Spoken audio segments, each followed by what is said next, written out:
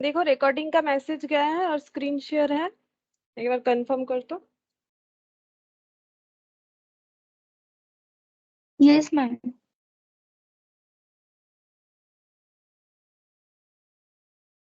अच्छा देखो, हम लोगों ने एडमिशन तक कंप्लीट कर लिया है, ठीक है। जिसका जो भी क्लास मिस हो गया है या फिर नहीं हुआ है तो हम लिंक एक बनाए, वो शेयर कर देंगे, वहां पर लाइन बाय लाइन क्लासेस जो है मिल जाएगा, ठीक है। तो आज हम लोग स्टार्ट करेंगे यहाँ पर रिटायरमेंट ऑफ पार्टनरशिप, ठीक है। रिटायरमेंट होने पे क्या क्या होता है, तो देखो, अगर पार्टनर रिटायर करता है, रिटायर का मतलब होता है कि पार्टनरशिप फर्म में जो भी एग्जिस्टिंग पार्टनर है उनमें से कोई अगर चला जाता है तो उसको हम लोग बोलते हैं रिटायरमेंट। तो देखो यहाँ पर एक ओवरव्यू दे रखा है, जैसे हम लोगों ने एडमिशन में भी देखा था, ठीक है। वहां पर हम लोगों ने देखा कि क्या क्या करना पड़ता है अगर कोई पार्टनर एडमिशन लेता है, ये एडमिशन हो, रिटायरमेंट हो, डेथ हो, उसमें तीन चार चीज कॉमन है। पहला है कि अगर रिवैल्यूएशन हो रहा है, ठीक है। रिवैल्यूएशन मतलब एसेट्स का रिवैल्यूएशन, और लाइबिलिटी को हम लोग बोलते हैं रीअसिस्ट करना। अगर हम लोग किसी भी एसेट्स का वैल्यू कम या ज्यादा कर रहे हैं और लाइबिलिटीज का वैल्यू कम या ज्यादा हो रहा है, तो उसका इफेक्ट हमें कहाँ दिखाना पड़ता है, रिवैल्यूएशन अकाउंट में, जो कि एक नॉमिनल अकाउंट होता है, ठीक है। नॉमिनल अकाउंट मतलब जहां पर लॉस होने से, लॉस कब होगा, अगर एसेट कम हो रहा है, लाइबिलिटी बढ़ रहा है तो लॉस होगा। और ऑपोजिटली अगर एसेट हमारा इंक्रीज कर रहा है, लाइबिलिटी डिक्रीज कर रहा है, तो हम लोग का प्रॉफिट होगा। तो रिवैल्यूएशन अकाउंट का और एक नाम भी है, that is profit and loss adjustment account. तो जो रिवैल्यूएशन अकाउंट है वही पीएल एडजस्टमेंट भी है। तो बाई चांस अगर कभी बोल दे कि पीएल एडजस्टमेंट, तो इससे हमें कंफ्यूज नहीं होना, ये सेम चीज एडमिशन में भी था, ठीक है।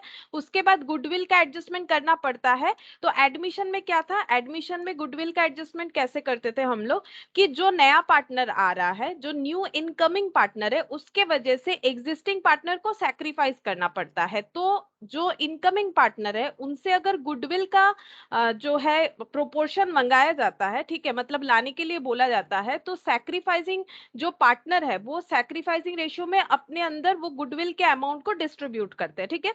और यहाँ पर क्योंकि ये रिटायरमेंट है तो यहाँ पर सैक्रिफाइस का बात नहीं है। पहले कोई एक मतलब मान लो 100% प्रॉफिट था, फॉर एग्जाम्पल अगर 100 या फिर ₹100 का प्रॉफिट था, वो मान लो तीन जन शेयर कर रहे थे, ए बी सी।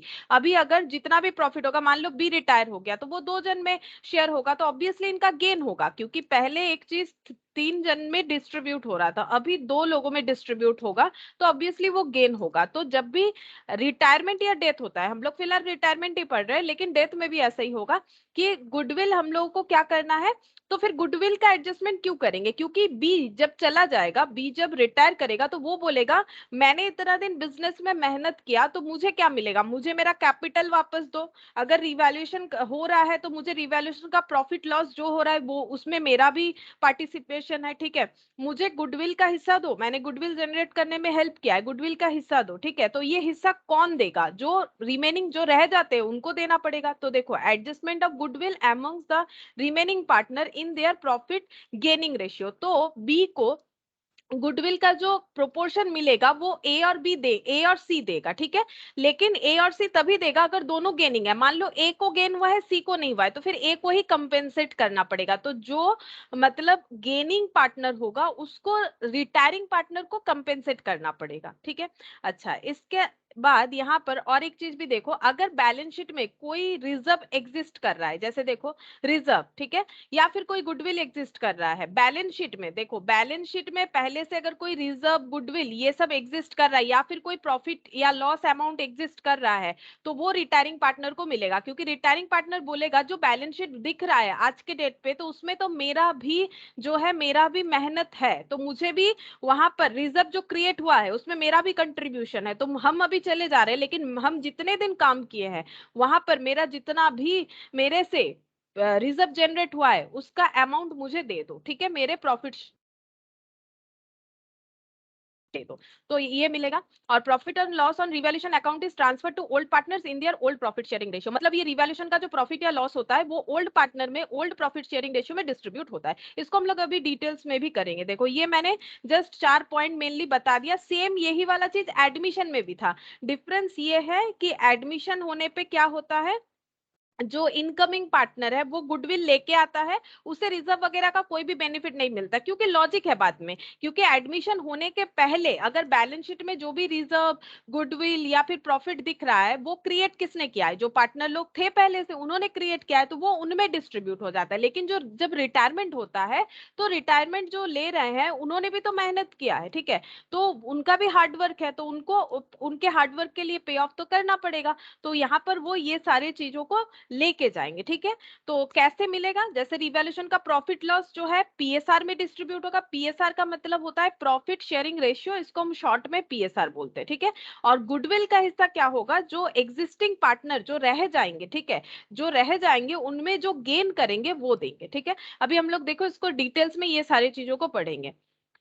देखो क्या बोल रहा है अबाउट रिटायरमेंट, बोल रहा है ए पार्टनर में retire from the partnership firm because of old age. अब क्या क्या रीजन हो सकता है कि कोई अपना पार्टनरशिप छोड़ दे, हो सकता है उनका ओल्ड एज है, इलनेस है, या फिर generally the business of the partnership firm may not come to an end when one partner retire.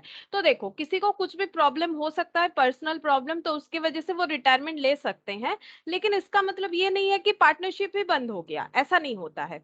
अगर बाकी पार्टनर कंटिन्यू करना चाहते हैं तो पार्टनरशिप चलेगा, लेकिन हाँ ऐसा कोई अगर सोच रहा है, मान लो ए बी सी तीन पार्टनर है, बी रिटायरमेंट ले रहा है, हमें भी काम नहीं करना है, तो बंद हो जाएगा, उसमें कोई प्रॉब्लम नहीं। लेकिन अगर बाकी लोग चलाना चाहते हैं, उसको कंटिन्यूएशन में रखना चाहते हैं, तो बिजनेस चलेगा। Other partners may continue to run the business of the firm, ठीक है। Readjustment take place in case of retirement of a partner, likewise in the case of admission of partner, जो थोड़ी देर पहले मैंने अभी बोला कि रीएडजस्टमेंट रिटायरमेंट के टाइम में भी करना पड़ता है, जस्ट लाइक हम लोग एडमिशन के टाइम पे किए थे। हाँ लेकिन उसमें प्रोसेस जो है वो थोड़ा सा अलग हो जाएगा, ये एडमिशन है वो रिटायरमेंट है, ठीक है। Whenever a partner retires the continuing partner may gain in terms of profit sharing ratio, ठीक है। मान लो पहले सब इक्वल प्रॉफिट शेयर कर रहे थे, 1:1:1, 1:1:1 का मतलब क्या होता है, 1/3 1/3 एंड 1/3। तो 1/3 1/3 को अगर हम लोग परसेंटेज में ट्रांसफर करते हैं तो वो कितना हो जाता है पता है, इंटू 100 करने पे ये देखो 33.33, 33.33, 33.33, मतलब लगभग 100%, 33 तो ये 99.999 हो रहा है, मतलब 100%। अब सोचो ये 100% ही, मान लो एक जन चला गया, ठीक है, तो एक शेयर यहाँ से हट जाएगा, तो अब जितना भी प्रॉफिट होगा वो 1:1 में डिस्ट्रीब्यूट होगा, यानी 1/2 1/2, दैट मीन्स 50%, क्योंकि 1/2 का परसेंटेज करके देखो 50% होता है, ठीक है। तो 50-50% मिलेगा, तो देखो पहले 33 मिल रहा था ना, अभी 50 मिलेगा। अब प्रॉफिट का अमाउंट कितना हो रहा है वो बात अलग है, लेकिन हमें रेशियोज देखना है कि रेशियोज क्या हो रहा है। हो सकता है कि जब तीनों थे ज्यादा प्रॉफिट हो रहा था, दोनों होने के बाद हो सकता है प्रॉफिट कम है, तो क्या हुआ, रेशियोज तो बढ़ रहा है। पहले एक चीज को 3 जन डिस्ट्रीब्यूट कर रहे थे, अभी मान लो एक चीज को 2 जन डिस्ट्रीब्यूट करेंगे, ठीक है। तो नॉर्मल सा बात है, तो वहां पर क्या हो जाएगा, जो प्रोपोर्शन है वो ज्यादा हो जाएगा। जैसे मान लो अगर तुम लोग स्कूल कॉलेज में टिफिन डिस्ट्रीब्यूट, मान लो 3 दोस्त मिलके खा रहे हो, ठीक है, 3 फ्रेंड मिलके खा रहे हो, तो वहां पर सबके मतलब प्रोपोर्शन जो भी होगा, अगर 2 जन खाओगे तो प्रोपोर्शन ज्यादा हो जाएगा। वही बोल रहा है, अगर कोई रिटायर हो जाता है।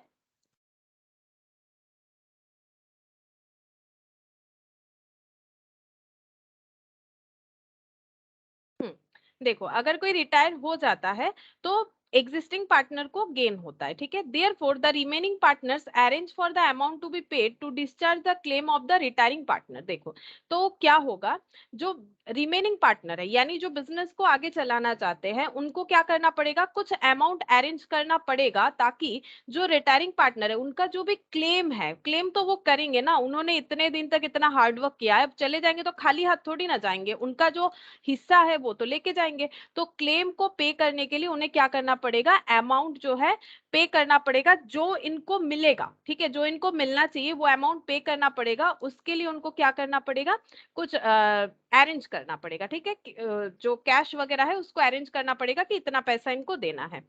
और किस किस बारे में देना पड़ेगा, इन terms of revaluation profit loss हो सकता है, इन टर्म्स ऑफ गुडविल हो सकता है, इन टर्म्स ऑफ रिजर्व हो सकता है, इन टर्म्स ऑफ प्रॉफिट हो सकता है। Asset and liabilities are revalued, अगर कोई रिटायरमेंट लेता है तो एसेट लाइबिलिटीज को रीवैल्यूड भी किया जाता है, ठीक है। Value of goodwill is raised, revaluate किया जाता है। गुडविल को रेज भी कर सकते हैं। रेज का मतलब होता है कि गुडविल को बैलेंस शीट में दिखाना। And surrender value of joint life policy, ये सब हम लोग जब ट्रीटमेंट करेंगे ना, ये डिटेल्स में पता चलेगा क्या होता है। एसेट लाइबिलिटी को रिवैल्यूट करना मतलब मान लो बिल्डिंग का वैल्यू था 1 लाख, उसको कर दिया 1,20,000, यानी एसेट का वैल्यू 20,000 से इंक्रीज हो गया, इस तरह का। ठीक है, गुडविल को भी हम लोग वैल्यू करते हैं। सरेंडर करते हैं जॉइंट लाइफ पॉलिसी, तो मान लो कि पहले तीनों का जॉइंट लाइफ पॉलिसी था, अब एक जन चला जाएगा तो वो पॉलिसी जो है वो आगे कंटिन्यू नहीं होगा ना, क्योंकि उसका स्कीम जो बना है वो तीनों के लिए बना था, तो फिर उसे सरेंडर करना पड़ता है। तो that is surrender of joint life policy. ये सबका ट्रीटमेंट कैसे होगा वो हम लोग देखेंगे आगे जाके, यहाँ पर जस्ट नाम बता रहा है। If any is taken into account, ठीक है। Revaluation profit and reserve are transfer to capital और करेंट अकाउंट ऑफ पार्टनर। अगर रिवैल्यूएशन पे प्रॉफिट या लॉस होता है, ठीक है, वो कहाँ ट्रांसफर होता है? वो देखो, पार्टनरशिप में हर एक चीज पार्टनर के कैपिटल अकाउंट के थ्रू से होता है। और करेंट अकाउंट के थ्रू से कब होता है? करेंट अकाउंट के थ्रू से कब होता है, ये हम लोगों ने पढ़ा हुआ है, एकदम बेसिक क्लास में पढ़ा था हम लोगों ने। हम एक बार डिटेल्स बता देते हैं। दो तरह का हम लोग कैपिटल अकाउंट बना सकते हैं पार्टनर लोगों का, ठीक है। एक होता है फिक्स्ड कैपिटल मेथड, एक होता है फ्लक्चुएशन कैपिटल मेथड। फिक्स्ड का मतलब क्या होता है? जहां पर कैपिटल फिक्स्ड रहेगा। नॉर्मली क्या होता है, कैपिटल के साथ हम लोग सारा चीज ऐड करके देखते हैं कि पूरे साल बिजनेस करके हमें क्या मिला। हम लोगों ने मान लो 10,000 का कैपिटल लगाया था, प्रॉफिट मिला मान लो 5,000, ठीक है। रिवैल्यूएशन का प्रॉफिट मिला मान लो 2,000, तो हम लोग ऐड कर देते हैं, ठीक है। तो अगर हम लोग ये ऐड कर देते हैं, उसको हम लोग बोलते हैं कि एक ही जगह पे जब दिखाते हैं तो हम लोग बोलते हैं ये क्या है, फ्लक्चुएशन कैपिटल मेथड है। क्योंकि कैपिटल हम लोग का फ्लक्चुएट कर गया, बिकॉज हम लोगों ने कैपिटल में ही सारा ट्रांजेक्शन दिखाया। लेकिन मान लो कि अगर हम लोग चाहे कि हम लोग ऐसा नहीं दिखाना चाहते, इन दैट केस हमें दो अकाउंट बनाना पड़ता था, ठीक है। एक होता था कैपिटल अकाउंट, एक होता है करेंट अकाउंट। मतलब यहाँ पर सिर्फ कैपिटल रिलेटेड एडजस्टमेंट दिखाना है कि कैपिटल कितना इंट्रोडक्शन किया, फर्दर कितना इंट्रोडक्शन किया। बाकी सारा चीज, बाकी each and every transaction, like partner को सैलरी मिल रहा है, पार्टनर को कमीशन मिल रहा है, पार्टनर को रेमुनरेशन मिल रहा है, पार्टनर को रिवैल्यूएशन का प्रॉफिट जो भी है वो यहाँ दिखाना होता है। तो ये एक प्रोसेस है, ठीक है, कि हम लोग कैपिटल को अलग दिखाना चाहते हैं और बाकी हम लोग का बिजनेस का अदर ट्रांजैक्शन को अलग दिखाना चाहते हैं, देन हम लोग करेंट अकाउंट में उसको शो करते हैं। और अगर हम लोग ऐसा नहीं करना चाहते, देन एक ही कैपिटल अकाउंट बना के वहां सारा चीज दिखा देते हैं। मतलब ये दोनों का कॉम्बिनेशन, जिसको बोला जाता है फ्लक्चुएशन कैपिटल मेथड। तो नॉर्मली हम लोग सारा क्वेश्चन फ्लक्चुएशन कैपिटल मेथड में ही करते हैं, जब तक हमें मेंशन ना कर दे कि करेंट अकाउंट बनाओ। जब मेंशन करेगा करेंट अकाउंट बनाओ, मतलब कैपिटल अलग बनाओ, ठीक है।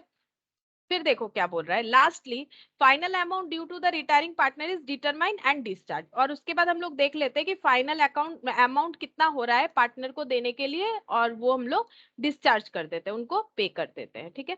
तो ये तो जस्ट थियोरिटिकली यहाँ बताया है, हम लोग करेंगे तो और भी क्लियरली समझ में आएगा। अब गेनिंग रेशियो कैसे कैलकुलेट होता है, देखो। On retirement of a partner the continuing partner will gain in terms of profit sharing ratio. जब कोई पार्टनर रिटायर कर जाता है तो दूसरे पार्टनर को गेन होता है, जो भी रह जाते हैं। For example, if A B and C were sharing profit and losses in the ratio 5:3:2 and B retires, then A and C have to decide at which ratio they will share profit and losses in future.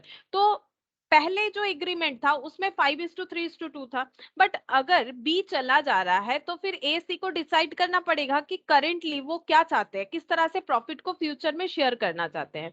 If it is decided that the continuing partner will share profit and losses in future at the ratio of 3:2, अगर ये लोग चाहते हैं कि आगे जाके ये लोग 3:2 में प्रॉफिट शेयर करेंगे, तो ए का गेन कितना है और बी का गेन कितना है, इसको हम लोग कैसे कैलकुलेट करेंगे, यहाँ तो दिया हुआ है, हम करके दिखाते हैं, देखो कैसे होगा।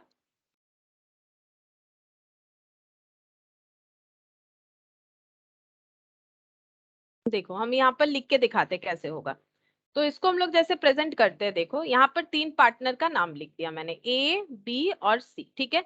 यहाँ पर लिख दिया ओल्ड, यहाँ पर लिख दिया न्यू, ठीक है। तो ओल्ड मतलब ओल्ड रेशियो, ओल्ड रेशियो क्या है, 5:3:2, यानी 5/10, 3/10, 2/10। ये देखो 5/10, 3/10, 2/10, ठीक है। ये हो गया ओल्ड रेशियो। और न्यू रेशियो क्या बनेगा, 3:2। कौन कौन रह जा रहे हैं, बी रिटायरमेंट ले रहे हैं, यानी कि न्यू रेशियो में बी नहीं आएगा, ठीक है। न्यू रेशियो में ए और सी आ जाएगा। तो ए कितना, 3 बाई 5 और बी कितना 2/5। अब हम लोग डिफरेंस चेक करेंगे कि आफ्टर रिटायरमेंट ऑफ बी ए और सी के प्रॉफिट शेयरिंग में डिफरेंसेस क्या आया। तो डिफरेंसेस देखो क्या है, 5/10 पहले था, अभी है 3/5। ठीक है, अच्छा यहाँ पर देखते हैं 2/10 पहले था, अभी है 2/5। चेक करते हैं कितना होता है। यहाँ पर एलसीएम 10 हो जाएगा, 10 और 5 का। तो ये हो गया 5 और ये हो गया 6, तो -1/10 आ रहा है। यहाँ पर चेक करते हैं, यहाँ भी एलसीएम 10 हो जाएगा, 2 - 4 -2/10। तो देखो एक चीज, यहाँ पर अगर ये माइनस में आंसर आ रहा है तो ऑब्वियस सा बात है कि ये अमाउंट कम है, ये अमाउंट ज्यादा है। ठीक है, तभी ये माइनस में आंसर आ रहा है। और ये कौन सा अमाउंट है, ये है ओल्ड। ठीक है, ये कौन सा है, ये है न्यू। इसका मतलब ये अमाउंट अगर ज्यादा है तो अभी ज्यादा मिल रहा है, तो गेन हुआ है। सेम यहाँ पर भी सिचुएशन अराइज हुआ है। देखो फॉर्मूला बहुत होता है, old minus new, new minus old, लेकिन अगर हम लोग कंसेप्चुअली समझेंगे तो फॉर्मूला से हमें कोई लेना देना नहीं रहेगा। ठीक है, फॉर्मूला भी तो कुछ कंसेप्ट से ही बना हुआ होता है। तो देखो यहाँ पर वही चीज हम समझाने का कोशिश कर रहे हैं। हम लोगों ने डिफरेंस देखा तो ये माइनस आया, माइनस से हम लोगों ने क्या समझा, इसका मतलब ये डिजिट जो है ये ज्यादा है। नॉर्मली क्या होता है मैथमेटिक्स में, जो डिजिट का वैल्यू ज्यादा होता है वही साइन जो है आंसर में आ जाता है ना। तो इसका मतलब ये अमाउंट ज्यादा है, तभी तो साइन जो है माइनस में आंसर आया। ये कौन सा अमाउंट है, ये न्यू अमाउंट है, मतलब करेंटली ज्यादा मिल रहा है। ठीक है, तो इसका मतलब गेन हो रहा है, पहले से अभी ज्यादा मिल रहा है, इसका मतलब गेन हो रहा है। तो गेनिंग रेशियो क्या बन गया, तो ये देखो गेनिंग रेशियो बन गया 1/10 यानी 1:2। चेक करते हैं इन्होंने क्या किया है, 1:2। ये देखो गेनिंग रेशियो यहाँ पर 1:2। ठीक है, और एक तरह से भी हम लोग समझ सकते हैं जिससे थोड़ा इजीली समझ में आता है, लेकिन ये प्रोसेस ही हमें करना पड़ेगा। ठीक है, सम्स को प्रेजेंट करने के लिए एक प्रोसेस देखो, 5/10 मतलब कितना परसेंट होता है पता है, 5/10 मतलब परसेंटेज में आसानी से समझ में आता है, इसीलिए हम बोल रहे हैं। ये देखो 50% होता है। 3/5 मतलब कितना परसेंट, 3/5 × 100, तो ये हो गया 60%, है ना। तो ये देखो पहले 50% मिल रहा था, अभी 60% मिल रहा है, क्योंकि ये न्यू अमाउंट है ना। तो इसका मतलब 10% का गेन हो रहा है। 1/10 × 100 कर दो, 10% ही होता है। नाउ इसमें देखो 2/10 तो 2/10 × 100 20% हो गया। 2/5 × 100 तो ये 40% हो गया। तो देखो 20% ज्यादा मिल रहा है। ठीक है, 20%। अब ये क्या 20% हो रहा है, ऑब्वियसली देखो 20% ही हो रहा है, 20%। ठीक है, ये परसेंटेज में बहुत ही क्लियरली समझ में आ रहा है। ठीक है, लेकिन इसको इस तरह से समझना जरूरी है क्योंकि हम लोग परसेंटेज में दिखा नहीं सकते। ठीक है, तो इस तरह से ही प्रेजेंट किया जाता है। तो ये गेन हो रहा है, क्लियरली समझ में आ गया कि गेन हो रहा है, गेनिंग रेशियो भी समझ में आ गया। अब देखते हैं आगे क्या बोल रहा है। If A and C decide to continue at the ratio 5:2, this indicates that they are dividing the gain share in the previous profit sharing ratio। अब देखो यहाँ पर बोला था कि फ्यूचर में 3:2 में ये लोग प्रॉफिट शेयर करना चाहते हैं, तो उस हिसाब से हम लोगों ने गेनिंग रेशियो निकाला 1:2। ठीक है, मैंने करके दिखाया। अब अगर यहाँ पर बोल रहा है कि ए सी डिसाइड करते हैं कि पहले वाले रेशियो में ही वो अपना प्रॉफिट शेयरिंग रेशियो कंटिन्यू रखेंगे। पहला रेशियो मतलब ये देखो ए बी सी है ना, ये किसका शेयर था ए, ये किसका शेयर है बी, ये किसका शेयर है सी, जिसमें से बी चले जा रहे हैं, बचा कौन ए और सी। तो 5:2, ये देखो 5:2। वही चीज बोल रहा है कि अगर प्रीवियसली जो रेशियो ये लोग यूज कर रहे थे, अगर अभी भी सेम रेशियो में कंटिन्यू करना चाहते हैं, that they are dividing the gain share in the previous profit sharing ratio. तो इसका मतलब हम लोग बिना कैलकुलेट किए बोल सकते हैं कि गेनिंग रेशियो भी कितना हो जाएगा पता है, 5:2 हो जाएगा। गेनिंग रेशियो भी 5:2 हो जाएगा अगर प्रीवियस वे से ही ये लोग कंटिन्यू करना चाहते हैं अपना बिजनेस। ठीक है, ये हम प्रूफ करके भी दिखा देते हैं कि अगर 5:2 में ही रखेंगे तो क्या गेनिंग रेशियो 5:2 ही होता है, चेक करके देख लो। ठीक है, ये देखो यहाँ पर हम लोग चेक करते हैं ए बी सी। ठीक है, सेम प्रोसेस में लिखते हैं। ओल्ड रेशियो तो जो है वही रहेगा 5/10, ओल्ड में तो कोई चेंजेस नहीं हो रहा है। न्यू 5/10 3/10 2/10। ठीक है, और न्यू रेशियो जो है वो ए का क्या रहेगा, बोल रहे हैं कि पहले की तरह ही रहेगा, सिर्फ मिडिल से 3 हट गया 5:2 में। तो 5:2 मतलब 5/7 एंड 2/7। तो यहाँ पर मैंने लिख दिया 5/7 और ये हो गया 2/7। अब हम लोग डिफरेंसेस चेक करेंगे।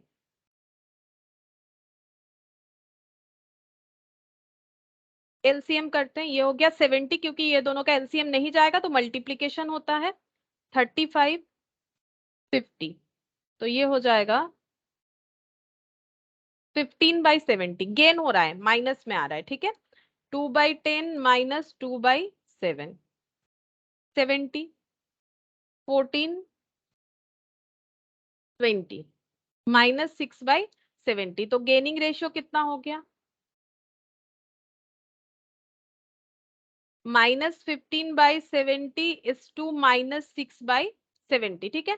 तो 70/70 और माइनस ये हट जाएगा, 15:6। अब इसको सिंप्लीफाइड करते हैं, तो 3 5 15, 3 2 6, 5:2, देखो 5:2 आ गया। तो ये चीज हमें यूज करना है जब हम लोग मतलब लेंदी क्वेश्चंस करेंगे, तो ये पॉइंट हमें यूज करना है। तो ये पॉइंट कैसे यूज करेंगे, मान लो ऐसा हमें क्वेश्चन दिया है फॉर एग्जाम्पल की 5:3:2 था, जो कंटिन्यूइंग पार्टनर रह जाएंगे वो 5:2, दैट इज द प्रीवियस जो रेशियो है उसी में शेयर करना चाहते हैं, तो गेनिंग रेशियो वही रहेगा। इसके लिए हमें कैलकुलेशन का जरूरत नहीं होता है, ठीक है। ये मैंने एडमिशन में भी बताया था, ठीक है। कैलकुलेशन का जरूरत तब होता है अगर न्यू रेशियो हमें गिवन होता है, या फिर हमें न्यू रेशियो किस तरह से होगा वो गिवन रहता है, ठीक है। अभी इसी पे हम लोग जो है और भी डिस्कस करेंगे, क्वेश्चन आएगा इसी पे, क्वेश्चन आएगा। आज हम लोग पूरा क्लास इसी पे डिस्कस करेंगे कि किस तरह से रेशियोज बनाए जाते हैं। तो जब तक हमें नया रेशियो नहीं देता है या फिर किस तरह से शेयरिंग चलेगा नया नहीं बताया जाता है, ठीक है, सॉरी अगर बता दिया जाता है, तब हम लोग क्या करेंगे, कैलकुलेट करके देखेंगे। इसमें भी करके देख सकते हो, लेकिन टाइम हमारा जो है वो सेव होगा, ठीक है। अगर हमें ऐसा क्वेश्चन दिया हुआ है कि प्रीवियस वे से ही ये लोग शेयर करना चाहते हैं, तो गेनिंग रेशियो वैसा ही है आएगा। फिर देखो नेक्स्ट यहाँ पर क्या बोल रहा है, Aamir Zameer and Sameer are in partner sharing profit and losses in the ratio 3:1। Now Aamir wants to retire and Jamir and Samir wants to continue in the ratio 3:2 in this case। तो इस केस में हमें ये 3:2 में ही कंटिन्यू करना चाहते हैं, ठीक है। कौन रिटायर कर रहा है, समीर। तो बोल रहा है कि Zameer gains 8/30th share of the partnership, whereas Sameer gain 7/30th share of partnership. अच्छा, कौन रिटायर कर रहा है, लास्ट वाले, नहीं आमिर, अच्छा आमिर ये रिटायर कर रहे हैं, ठीक है। और जो बाकी दो है वो 3:2 में मतलब कंटिन्यू करना चाहते हैं, तो उनका गेनिंग रेशियो क्या होगा। तो ये हम लोग कैलकुलेट करके देख सकते हैं। यहाँ पर किस तरह से किया है, देखो यहाँ पर डायरेक्टली बता दिया है, 8:30 और 7:30 बता दिया है। तो ये देखो पहले कितना हो रहा था, हम लोग चेक करके देख सकते हैं, यहाँ पर करके दिखाते हैं, देखो क्या क्या नाम है, ए जे और एम एस लिख देते हैं, ठीक है। ए जे और S.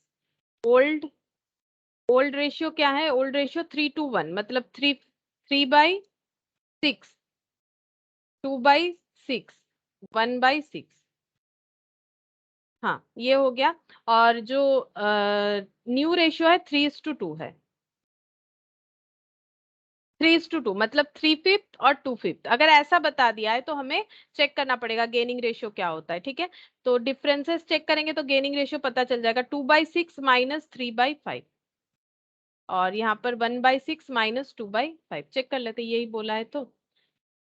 In this case, now Amir wants to retire and Jamir and Samir want to continue in the ratio of 3:2। हाँ ठीक है, अब हम लोग क्या करेंगे, यहाँ पर चेक कर लेते, 2/6 माइनस 3/5, यहाँ पर चेक करते कितना होता है, जगह नहीं है वहां पर।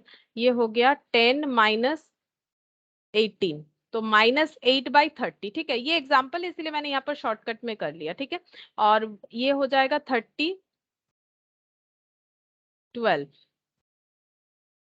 7, ठीक है। तो ये हो गया 8:7, गेनिंग रेशियो 8:7 हो जाएगा। देखो यहाँ पर वही किया है, 8:7 हो गया, ठीक है।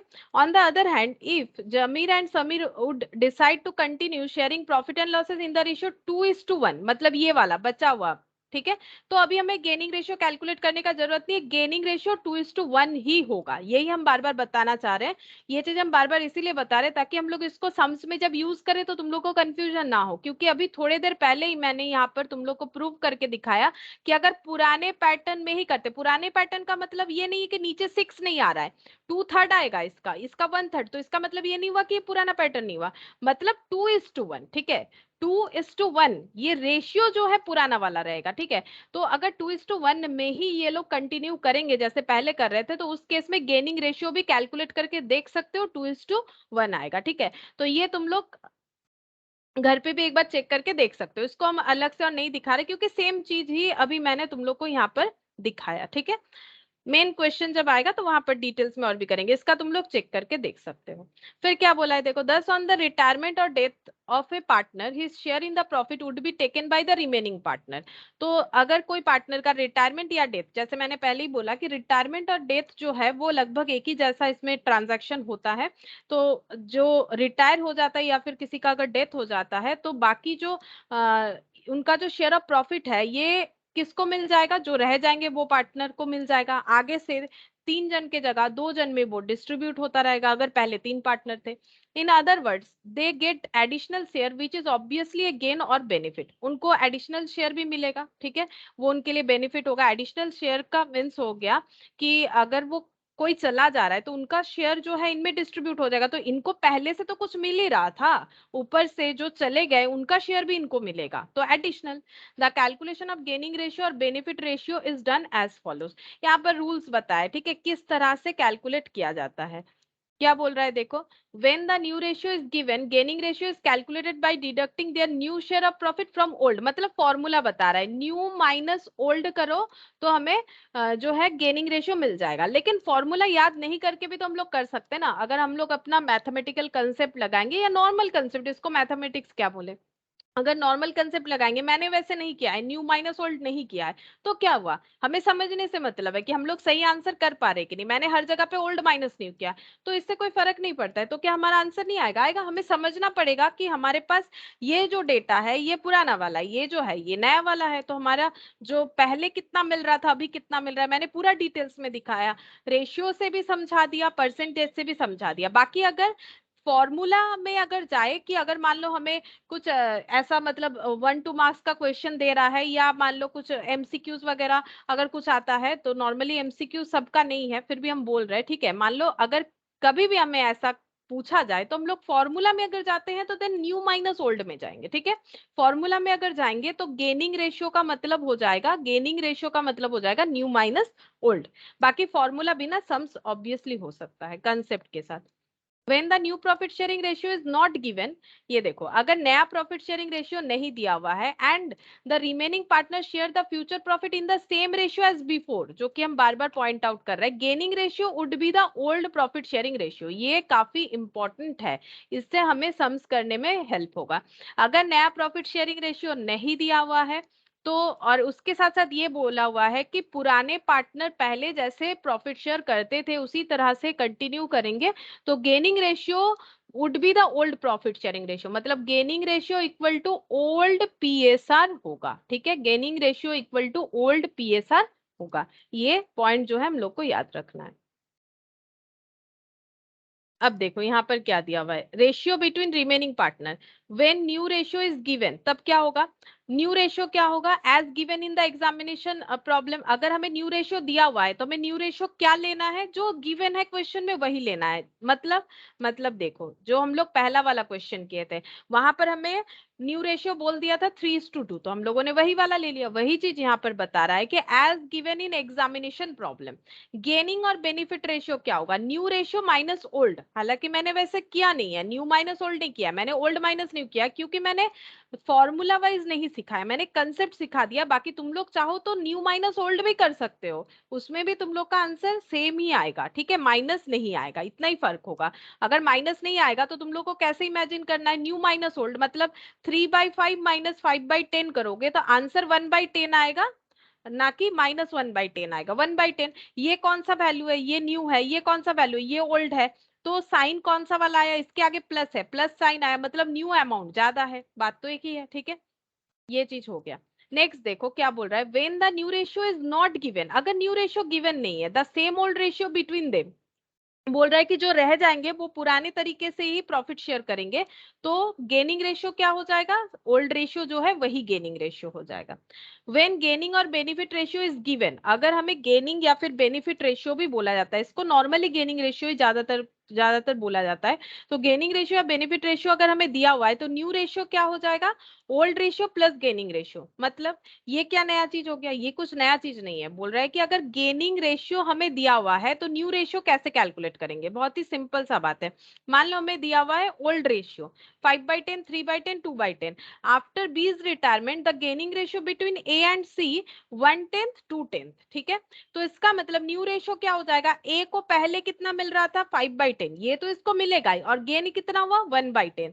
तो न्यू रेशियो हम लोग कैलकुलेट कर सकते हैं 4/10। 4/10 को सिंप्लीफाई कर लो, कितना हो जाएगा, सॉरी 6/10, 3/5। ठीक है, यानी ये कौन सा अमाउंट है, ये ओल्ड अमाउंट है। ये कौन सा अमाउंट है, ये गेन अमाउंट है। तो ओल्ड प्लस गेन कर देंगे, देखो फॉर्मूला के हिसाब से देखोगे तो लगेगा क्या दिया हुआ है। ठीक है, तो ओल्ड प्लस गेन कर दोगे तो हमें मिल जाएगा न्यू रेशियो, बाई चांस अगर क्वेश्चन में ऐसा दिया हुआ है तो।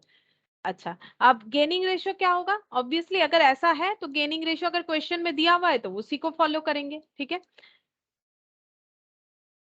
अच्छा इसके बाद यहाँ पर देखो क्वेश्चंस आ रहा है। ठीक है, केस 1। अब ये सारे क्वेश्चंस हमें सॉल्व करने हैं। ये स्लाइड खत्म हो गया है।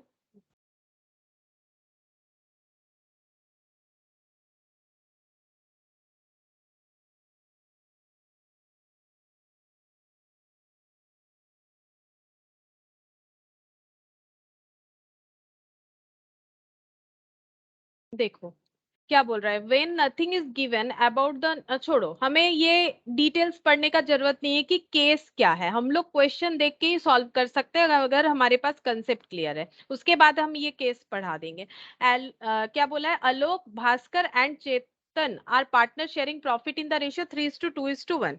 Calculate new ratio. New ratio calculate करना है, 3 केस दिया हुआ है, if Alok retires, if Bhaskar retires, if Chetan retires. ठीक है, तो यहाँ पर अपने तरीके से सॉल्व किया हुआ है, हम जैसे सिखाएं वैसे ही करेंगे। ठीक है, तो यहाँ पर देखो ये हो गया क्वेश्चन, एग्जाम्पल। एग्जाम्पल है ये वाला, क्वेश्चन नहीं है, ये एग्जाम्पल है। तो यहाँ पर 3 पार्टनर है, हम सिर्फ पहला डिजिट लिख रहा है, ए बी सी, आलोक, भास्कर और चेतन। ठीक है, पहले ओल्ड रेशियो लिख लेते हैं फिर न्यू। ये पैटर्न हम फॉलो करते हैं। ठीक है, तुम लोग भी करो, इस पैटर्न को फॉलो करने से बहुत इजीली आंसर आ जाता है। तो यहाँ पर प्रीवियस रेशियो था 3:2:1, मतलब 3:6:2:6:1:6। न्यू रेशियो क्या है, न्यू रेशियो में कैलकुलेट करने के लिए बोला है, इफ आलोक रिटायर्स, अगर आलोक रिटायर्स कर रहे हैं तो नया रेशियो क्या है। तो अगर आलोक रिटायर्स कर रहे हैं, ठीक है, तो इनका नया रेशियो नहीं होगा, फिर ये दोनों का होगा। अब प्रॉब्लम ये है, देखो यहाँ पर ये नहीं बताया है कि आलोक रिटायर होने के बाद ये लोग कैसे अपना प्रॉफिट शेयर करेंगे। ठीक है, ये अगर नहीं बताया है तो इसमें हम लोगों को क्या करना पड़ेगा, देखो यहाँ पर नहीं बताया है कि न्यू, सॉरी, यहाँ पर ये नहीं बताया है कि जो एग्जिस्टिंग पार्टनर है वो किस तरह से अपना प्रॉफिट शेयर करेंगे। अगर ये नहीं बताया जाता है तो हम लोग ये मान के चलेंगे कि ये अपने प्रीवियस जो सिस्टम था उससे ही शेयर करेंगे, ये मानते हैं। ठीक है, ये मानने से भी जो आंसर आएगा, ठीक है, ये अगर हम लोग नहीं फॉलो करके, और एक तरीका है वैसे भी कर सकते हैं। ठीक है, कैसे कर सकते हैं, देखो ये पहले हम डिटेल्स में एक बार समझा देते हैं। ठीक है, ऐसे करके तुम लोग का करना जरूरी नहीं है, लेकिन हम कंसेप्ट समझा देते हैं क्यों ऐसा होता है। ठीक है, मान लेते हैं कि टोटल शेयर बी 1, ठीक है, टोटल शेयर 1 है। तो अगर आलोक जो है वो रिटायर कर जा रहे हैं, ठीक है, तो उनका 3/6 शेयर बी और सी को मिलेगा।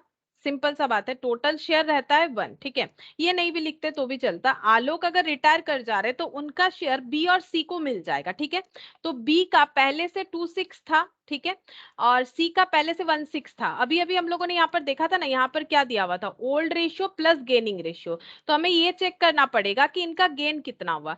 तो गेन कितना होगा, सोचो, अगर आलोक चले जा रहे हैं तो आलोक का 3/6 का, आलोक का जो 3/6 है, ये देखो इनका जो 3/6 है, इस पे 2 जन का राइट्स जनरेट होता है, एक होता है भास्कर का, एक होता है चेतन का। लेकिन कितना, क्वेश्चन ये है कि कितना, अमाउंट क्या है। तो अमाउंट कैसे कैलकुलेट करेंगे, तो देखो इनको 3/6 का कुछ मिलेगा, इनको भी 3/6 का कुछ मिलेगा, लेकिन वो कितना होगा अगर इसके बारे में कुछ नहीं बताया जाता है, देन जो रेशियो ये लोग पहले बेयर कर रहे थे उसी रेशियो में वो 3/6 को भी डिस्ट्रीब्यूट कर लेंगे, क्योंकि पहले वो लोग टोटल प्रॉफिट को कैसे शेयर कर रहे थे, 2/6, 1/6 और 3/6, उसी तरह से करेंगे।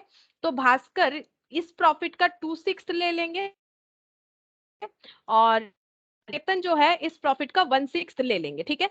तो यहाँ पर इनका प्रॉफिट कितना बन जाएगा, 6/6, यहाँ पर हो जाएगा 6/36 और यहाँ पर हो जाएगा 3/36, ठीक है।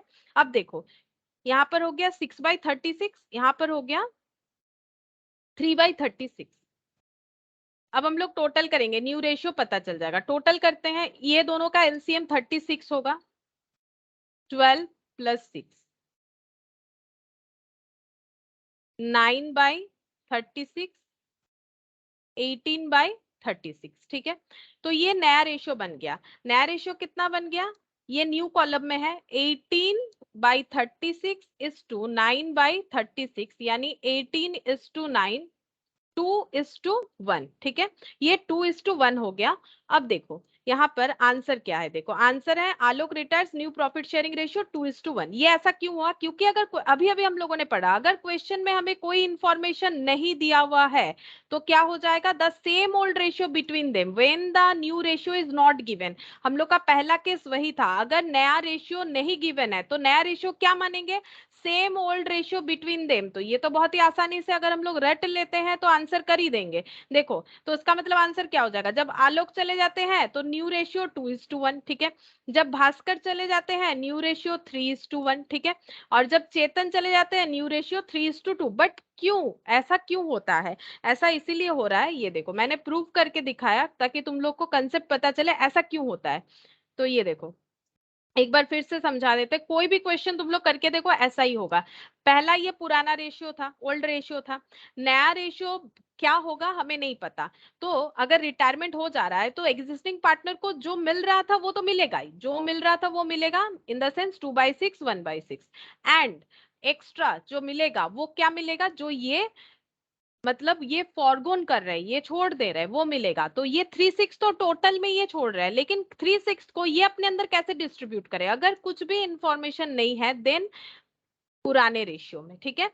ये इनका पूरे प्रॉफिट को, ये पूरा प्रॉफिट को शेयर करने का प्रोसेस था। तो अगर हमें कुछ भी इंफॉर्मेशन गिवन नहीं है तो जो शेयर आलोक फॉरगो कर रहे हैं वो शेयर ये अपने अंदर पुराने तरीके से ही ले लेंगे। तो 3/6 का 2/6, 3/6 का 1/6, देन ये एक्स्ट्रा अमाउंट गेन हो गया, ठीक है। तो ये गेन अमाउंट ऐड कर दो, ऐड करके सिंप्लीफाई करो, देखो आंसर 2:1 आ गया। तो ये हमें करना नहीं है, क्योंकि हम लोग टाइम ज्यादा वेस्ट नहीं करेंगे। अगर हम लोग को एग्जाम में जो लेंदी क्वेश्चन ही आता है तो हम लोग इस थिंकिंग को याद रखेंगे कि क्यों ऐसा होता है, ठीक है। इसीलिए बाकी देखो, बाकी तुम लोग ये दोनों पॉइंट को जैसे मैंने समझाया इसको घर पे अपने लिए मतलब खुद के प्रैक्टिस के लिए समझने के लिए करके देख सकते हो। बाकी आंसर ऐसे ही हो जाएगा। देखो भास्कर अगर रिटायर कर रहे हैं, न्यू रेशियो नहीं पता है, देन भास्कर का शेयर हटा दो, 3:1 हो जाएगा, पॉइंट बी का आंसर ये देखो। अच्छा, चेतन अगर रिटायर कर रहे हैं, ठीक है, चेतन रिटायर कर रहे हैं तो आलोक और भास्कर बचते हैं, तो रेशियो हो जाएगा 3:2। तो आसानी से आंसर हो गया, लॉजिक मैंने बता दिया कि क्यों ऐसा होता है, ठीक है। बाकी तुम लोग चाहो तो ये दोनों अपने हिसाब से प्रैक्टिस करके देख सकते हो जो प्रोसेस मैंने बताया। यहाँ पर यही बोला था, केस मैंने बोला था पढ़ा देंगे, देखो केस क्या बोल रहा है, when nothing is given about the new profit sharing ratio. New profit sharing ratio के बारे में कुछ भी नहीं बोला है, बिल्कुल जीरो है, कुछ नहीं बोला है। of remaining partner under this situation the calculation of new profit ratio is done by striking out the share of the retiring partner। क्या करना है, न्यू रेशियो क्या होगा, जो रिटायरिंग पार्टनर है उनका शेयर हटा दो, बचा हुआ जो है वही न्यू प्रॉफिट शेयरिंग रेशियो बन जाएगा। इसलिए मैंने बोला कि केस बाद में पढ़ाएंगे ताकि तुम लोग को कंसेप्ट पूरा समझ में आए ना। नेक्स्ट देखो केस 2 क्या बोल रहा है, यहाँ पर एग्जांपल बोल रहा है कि Aarav, Banta and Chunmun are partner sharing profit in the ratio 3:2:1। Arav retires and his share is taken over by the remaining partner as follows। अब देखो यहाँ पर बता दिया है, पर्टिकुलर इंफॉर्मेशन हमें गिवन है कि जो रिटायर पार्टनर है उनका शेयर बाकी दो पार्टनर कैसे ले रहे हैं, ठीक है। तो न्यू रेशियो कैलकुलेट करने बोला है, तो देखो कैसे होगा, इसको भी हम लोग करके देखेंगे, ठीक है। क्योंकि रेशियो एक वाइटल पॉइंट होता है पार्टनरशिप में, ये हमें पता होना चाहिए। देखो क्या बोल रहा है, ABC, यहाँ पर भी पूरा नाम नहीं लिखते, ABC, ठीक है। ओल्ड न्यू, ओल्ड रेशियो क्या है 3:2:1, मतलब 3:6, 2:6 और 1:6। न्यू रेशियो में कैलकुलेट करने बोला है। अगर बंटा टेक्स 2:6 फ्रॉम आरव, ठीक है, तो 2:6 तो इनका है ही, न्यू रेशियो बोला है तो इनमें ऐड हो जाएगा, क्योंकि रिटायर हो रहा है तो इनको मिलेगा, जो रह जा रहे हैं बिजनेस में उनको मिलेगा। आरव रिटायर कर रहे हैं, आरव का शेयर है 3:6, उसमें से इनको क्या मिलेगा 2:6 फ्रॉम आरव बोला गया है, ठीक है, 2:6 फ्रॉम आरव। ये वाला लैंग्वेज देखो क्या बोल रहा है, 2:6 फ्रॉम आरव। तो आरव का कितना है 3:6, उसमें से बंटा को कितने दे रहे हैं 2:6, ठीक है। तो इनका 2:6 कम हो जाएगा, ठीक है, इनका 0 हो जाएगा। अभी देखो 2:6 इन ये आरव को दे रहा है, तो इसका मतलब यहाँ पर हम लोग डायरेक्टली 2/6 लिख सकते हैं आराम से, ठीक है, इसको डायरेक्टली, क्योंकि ये बोला है फ्रॉम, तो कितना अमाउंट वो हमें बता दिया है कि 2/6 मिल रहा है, तो 2/6 ऐड कर देते हैं जो मिल रहा है। नेक्स्ट यहाँ पर बोल रहा है चुनमुन टेक्स 1/6 फ्रॉम आरव, और 1/6 ये दे रहे हैं चुनमुन को, तो ये हो गया 1/6, ठीक है। इनका टोटल करते हैं, 6 हो गया, ये 4 हो जाएगा, यहाँ पर 2 हो जाएगा, ठीक है। तो ये हो गया 4:2, 6 हट जाएगा, तो 4:2, यानी 2:1। अब ये देखो 0 हो जाएगा, 3 - 2 - 1 हो गया ना, 0/6, मतलब इनका पूरा शेयर नील हो जाएगा। ये दिखाने का जरूरत नहीं है, ये जस्ट मैंने समझाया। फ्रॉम बोला है ना कि इतना इतना अमाउंट अगर यहाँ से आरब से इतना अमाउंट बंटा में और आरब से इतना अमाउंट अगर चुनमुन में चला जाता है, तो इनका जो नया रेशियो बनेगा दैट इज 2:1 बन जाएगा। ये देखो 2:1। यहाँ पर क्या बोला था, देखो केस क्या बोला था, when gain of continuing partner, जरूरी नहीं है, छोड़ो, केस उतना पढ़ने से खुद का कंफ्यूजन होगा। यहाँ पर बोला क्या है, वही कि ओल्ड रेशियो, वही चीज बोल रहा है, ओल्ड प्लस गेनिंग, ठीक है, ये वही बता रहा है कि ये ओल्ड प्लस गेनिंग फॉर्मूला में जाएगा। लेकिन हमें फॉर्मूला उतना इस तरह से रटना नहीं है, कंफ्यूजन होता है, ठीक है, ओल्ड प्लस गेनिंग करके हो रहा है, ये तो हम लोग समझ के कर रहे हैं कि ओल्ड प्लस गेनिंग क्यों हो रहा है, तो फिर हमें फॉर्मूला याद करने का जरूरत नहीं है। नेक्स्ट देखते हैं, नेक्स्ट एग्जांपल देखते हैं, देखो यहाँ पर Deepu, Tasha and Honey are partners sharing profit in the ratio 3:2:1. Tasha retires and his shares was acquired by Deepu and Honey in the ratio of 2:1. देखो यहाँ पर क्या बोल रहा है कि 3 पार्टनर थे, ताशा जो है वो रिटायर कर रहे हैं और इनका शेयर दीपू और हनी 2:1 रेशियो में ले रहा है, तो नया रेशियो बताओ। ये दूसरा पॉइंट हो गया, तो देखो कैसे होगा यहाँ पर, दीपू, ताशा और हनी, ओल्ड न्यू, ठीक है। तो ओल्ड रेशियो है 3:2:1, मतलब 3:6, 2:6 और 1/6। और यहाँ पर क्या बोला है, रिटायरिंग कौन है ताशा, ठीक है, रिटायरिंग कौन है ताशा। तो ताशा का जो शेयर ऑफ प्रॉफिट है वो ये दोनों कैसे ले रहे हैं 2:1 में, मतलब दीपू का 3/6 तो था ही, और इसके बाद इन्हें क्या मिलेगा 2/6 में से, क्योंकि ये रेशियो में लेना है तो 2/3, ठीक है, दीपू का शेयर 2/3 हो जाएगा। और ये शेयर जब हमें खुद कैलकुलेट करना है तो मल्टीप्लाई करके करेंगे, ठीक है। और अगर हमें शेयर बता देगा तो फ्रॉम इतना, अगर हमें बता ही दे रहा है कि कितना अमाउंट, जो कि इस क्वेश्चन में था इतना इन्होंने दिया 2:6, तो डायरेक्ट ऐड कर देंगे। यहाँ पर नहीं बताया है तो ये हम लोगों को खुद से कैलकुलेट करना पड़ेगा।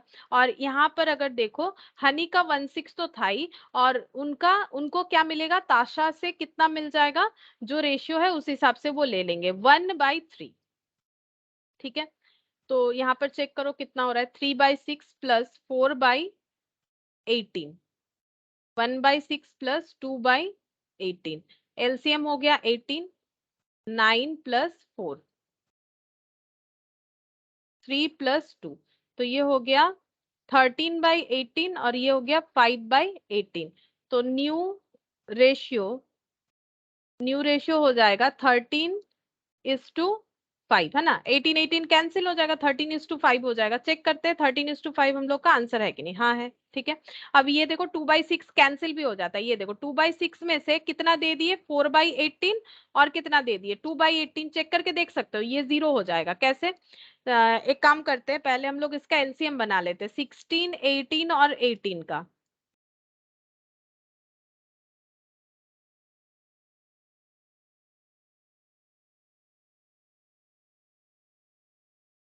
18 हो जाएगा एलसीएम, ठीक है। 6 माइनस 4 माइनस 2 हो गया 0/18। इस तरह से शेयर देने से हो गया।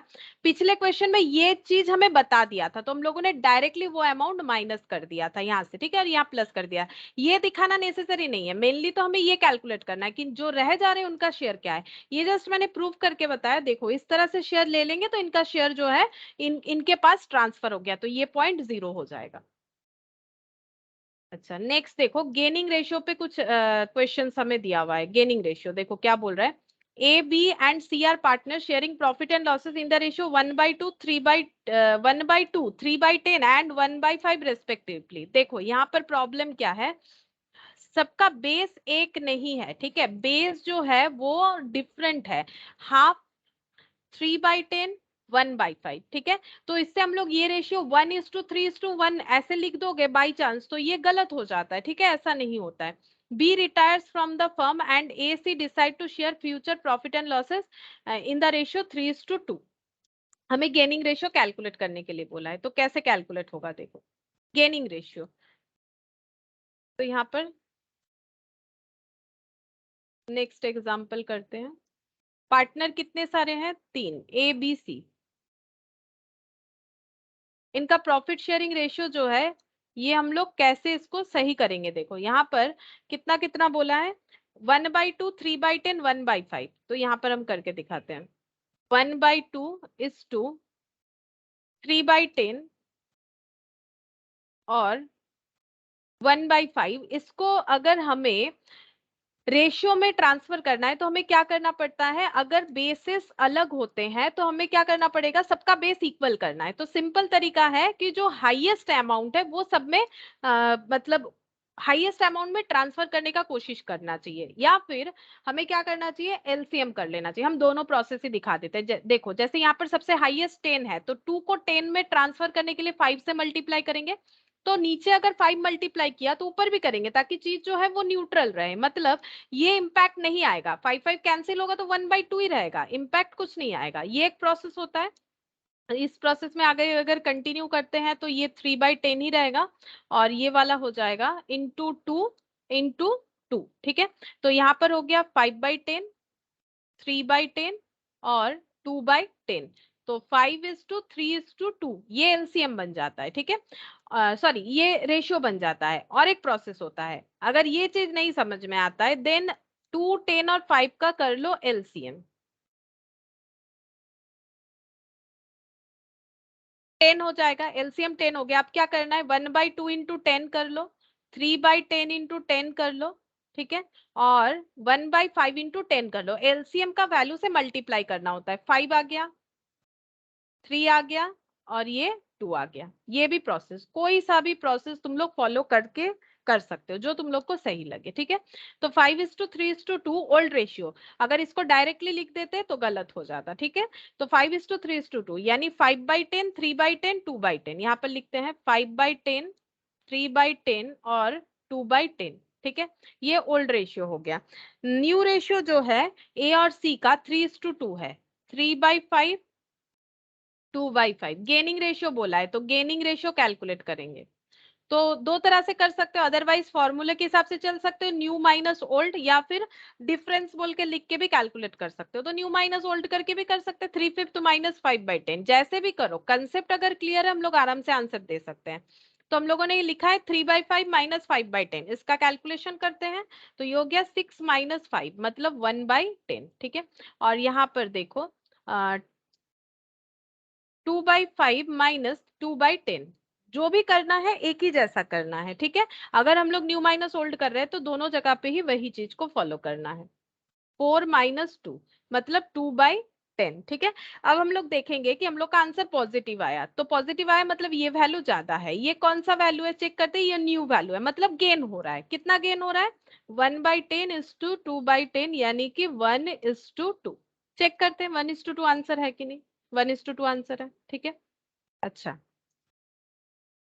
नेक्स्ट देखो केस 2, यहाँ पर क्या बोला है, यहाँ पर बोल रहा है W A B and C are partners. अब यहाँ पर 4 पार्टनर है, इनका प्रॉफिट शेयरिंग रेशियो क्या दिया हुआ है देखो, 1/3, 1/6, 1/3, 1/6, ठीक है।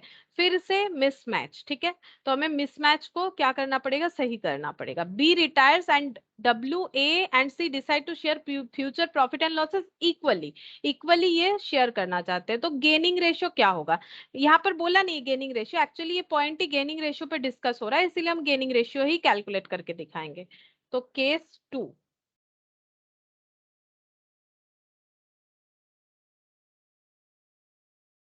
कौन कौन है? WABC, WABC, old new. ठीक है, ओल्ड में कौन क्या क्या है? 1/3 16, 1/3 16। इसको पहले हमें सही करना पड़ेगा। 1/3 16, 1/3 16, चेक करते यही है। हाँ, तो या तो इसका एलसीएम कर लो या सबको 6 में कन्वर्ट कर लो। तो 1/3 × 2 × 2, 1/6, 1/3 × 2 × 2, तो ये हो गया 2/6, 1/6, 2/6, 1/6। तो रेशियो बन गया 2:1:2:2:1, यानी ओल्ड रेशियो 2/2 + 1 3 3 6, मतलब 2/6 तो ये हो गया, ये देखो 2/6 फिर से 2/6 ये बन गया। ठीक है, इस तरह से हो जाएगा ये ओल्ड। और न्यू रेशियो के बारे में हमें हिंट्स दिया हुआ है, इक्वली शेयर करेंगे WA और C इक्वली, इक्वली 3 जन है तो रेशियो बन जाता है 1:1:1, यानी कि 1/3 1/3 1/3। तो रिटायर शायद A का है, रिटायरमेंट B का है। अच्छा, मैंने गलत लिख दिया, 1/3 यहाँ पर ब्लैंक हो जाएगा, ये हो गया 1/3। गेनिंग रेशियो कैलकुलेट करना है, तो गेनिंग रेशियो क्या होता है? New minus old. ठीक है, फॉर्मूला के हिसाब से चले तो 1/3 - 2/6। ठीक है, तो यहाँ पर अगर देखो ना, तो 1/3 2/6 को अगर सिंप्लीफाई करोगे तो ये भी 1/3 ही आएगा, 0 हो गया। इसका मतलब ये होता है कि W को पहले जितना मिल रहा था अभी भी उतना ही मिल रहा है, तो ये गेन नहीं हुआ। तो हमेशा सभी पार्टनर का गेन हो ऐसा जरूरी नहीं है, रिटायरमेंट में हो सकता है कि कुछ पार्टनर ऐसे हैं जिनको कोई भी गेन नहीं हुआ। इसलिए नहीं हुआ क्योंकि उन्होंने मतलब बाकी लोगों ने शेयर लिया है, इनका एग्रीमेंट है। ठीक है, ये सब म्यूचुअल कंसेंट से होता है, तो इन्होंने कोई गेन लिया नहीं, तो इनका 0 हो गया। ए का 1/6 था, और सॉरी मैंने तो न्यू माइनस ओल्ड किया है ना, तो मुझे पहले 1/3 लिखना पड़ेगा। 1/3 - 1/6, इनका चेक करते हैं। 18 हो गया एलसीएम, 3/18। ठीक है, तो ये न्यू वाला रेशियो है, पॉजिटिव आंसर आए तो इनको गेन होगा 3/18। ये तो रिटायरमेंट है, इनका कोई गेन नहीं होता है। अच्छा, और ये देखते हैं 1/3 - 1/6, तो सेम डिजिट्स है, तो सेम तरह से ही कैलकुलेशन हो गया 3/18। तो गेनिंग रेशियो क्या हुआ? गेन 2 जन का हुआ है, ए और सी का। ठीक है, A/C, 3/18 यानी कि 1:1 है ना। 18 हट गया, देखो 18 हट जाने से 3:3 3:3, मतलब 1:1, गेनिंग रेशियो 1:1। चलो चेक करते हैं, ये देखो गेनिंग रेशियो 1:1 हो गया। ठीक है, अच्छा नेक्स्ट देखो case 3। Case 3. A, B, and C are partners sharing profit and losses in the ratio 25:15:9. B retires, and it is decided that sharing ratio between A and C will be the same as existing between B and C. ठीक है, तो यहाँ पर हमें क्या बोल रहा है कि पहले रेशियो क्या था? 25:15:9 according to A, B, C। अब यहाँ पर क्या बोल रहा है? It is decided that profit sharing ratio between A and C will be the same as existing between B and C. ये थोड़ा सा अलग बोला है, देखो यहाँ पर बोल रहा है बी और सी का जितना था 15:9, after retirement of B, after retirement of B ये ए और सी का 15:9 रहेगा। हम ये लिख के समझाते हैं, देखो A is to B is to C। ठीक है, A is to B is to C कितना था? 25 is to 15 is to 9, 25 is to 15 is to 9। Now B जो है वो सिनेरियो से आउट हो जा रहा है, बच कौन रहा है? A और C। और A और C का प्रॉफिट शेयरिंग रेशियो कैसे होगा? A and C will be the same as existing between B and C, तो बी एंड सी यानी 15:9 ए एंड सी का होगा, ये क्वेश्चन हमें बता रहा है, ठीक है। और इसके बेसिस पे हमें कैलकुलेट करके देना है गेनिंग रेशियो, ठीक है, इसके बेसिस पे हमें गेनिंग रेशियो कैलकुलेट करके देना है। तो देखो A B C, old old है 25, 15 और 9, डिवाइडेड बाय कितना हो जाएगा 24, मतलब ये हो जाएगा 24, ये हो गया 49, ठीक है। और न्यू रेशियो, बी रिटायर हो जा रहा है ना, क्वेश्चन में क्या बोला है, बी रिटायर्स, हाँ। And it is decided that profit ratio between A and C will be the same existing between B and C, तो 15/24 और 9/24, ठीक है। अच्छा, अब हम लोगों को गेनिंग रेशियो कैलकुलेट करना है, मतलब new minus old gaining ratio, तो कितना हो जाएगा 25/24 माइनस 15/24, 25/49, और यहाँ पर 9/24 माइनस 9/49। अच्छा, अब 24 और 49 का एलसीएम होता है क्या, मुझे तो नहीं लगता इसका एलसीएम होता है, 3 से नहीं, नहीं होगा, नहीं होगा तो मल्टीप्लाई करना पड़ेगा, 24 और 49 का मल्टीप्लीकेशन करना पड़ेगा। अच्छा,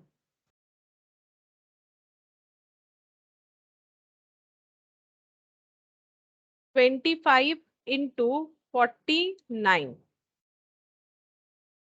1225 आ रहा है, ठीक है, तो 1225, तो 24 डिवाइड करेंगे तो 49 आएगा, 49 × 15,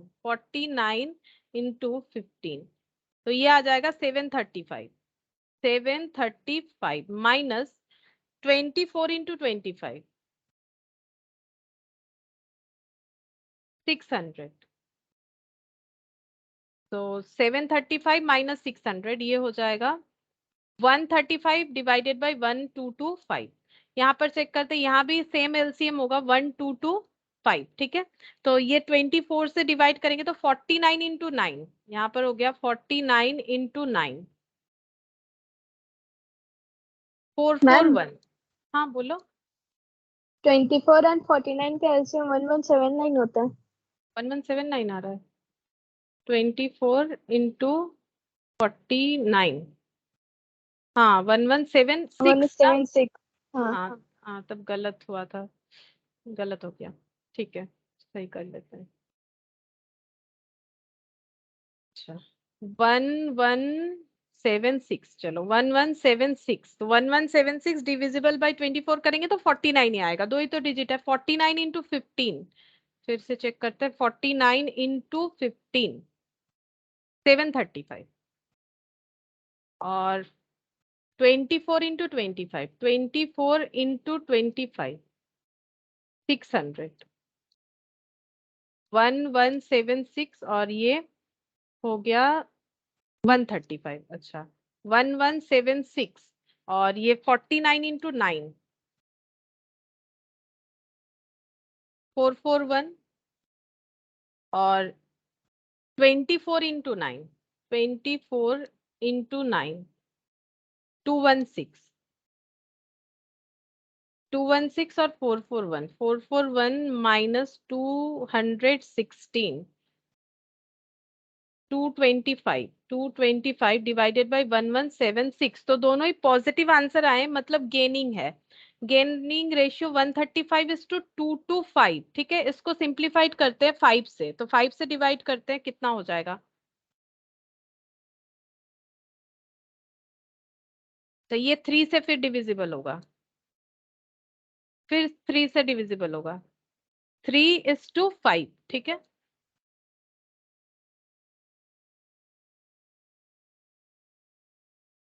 देखो 3:5 आ गया, चलो चेक करते हैं, 3:5, हाँ 3:5 दिया हुआ है, ठीक है। तो इसमें भी गेनिंग रेशियो हम लोग का 3:5 आ गया, ठीक है। अच्छा, नेक्स्ट देखो, case 4, A, B and C are partners sharing profit and losses in the ratio 4/9, 1/3, 2/9। तो फिर से यहाँ पर एक मिसमैच है, ठीक है, तो इसको भी 9 करना पड़ेगा, तब जाके हम लोग रेशियो सही कर पाएंगे। B retires and surrender 1/9 of his share in favor of A and remaining in favor of C, ठीक है। तो हम लोग को पूछ रहा है गेनिंग रेशियो क्या होगा, तो देखो ये अलग से दिया हुआ है, इसका लैंग्वेज कुछ अलग है, तो देखो कैसे होगा।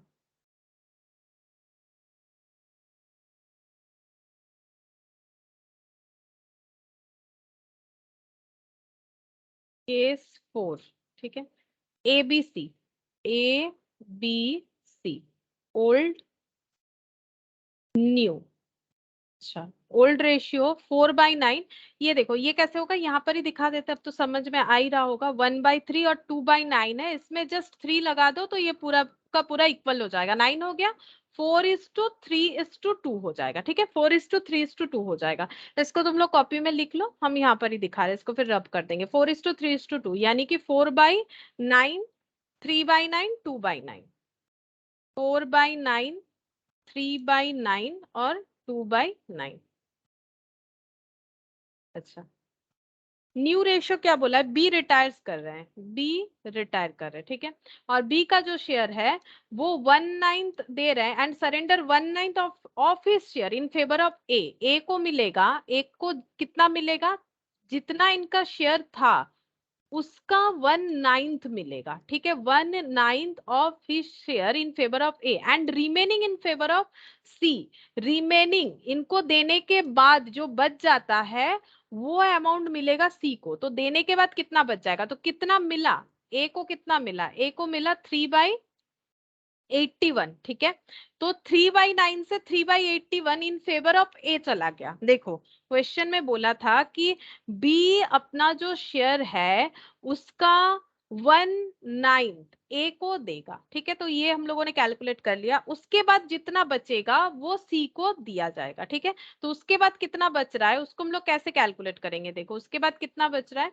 तो 3/9 था, उसमें से 3/81 दे दिया गया, तो बचेगा कितना, 3/9 माइनस 3/81 करना पड़ेगा, तब पता चलेगा कितना बच रहा है। अच्छा, अब हम लोग यहाँ से कैलकुलेट कर सकते हैं, ये दोनों का एलसीएम 81 हो गया, 36 प्लस 3, 39/81।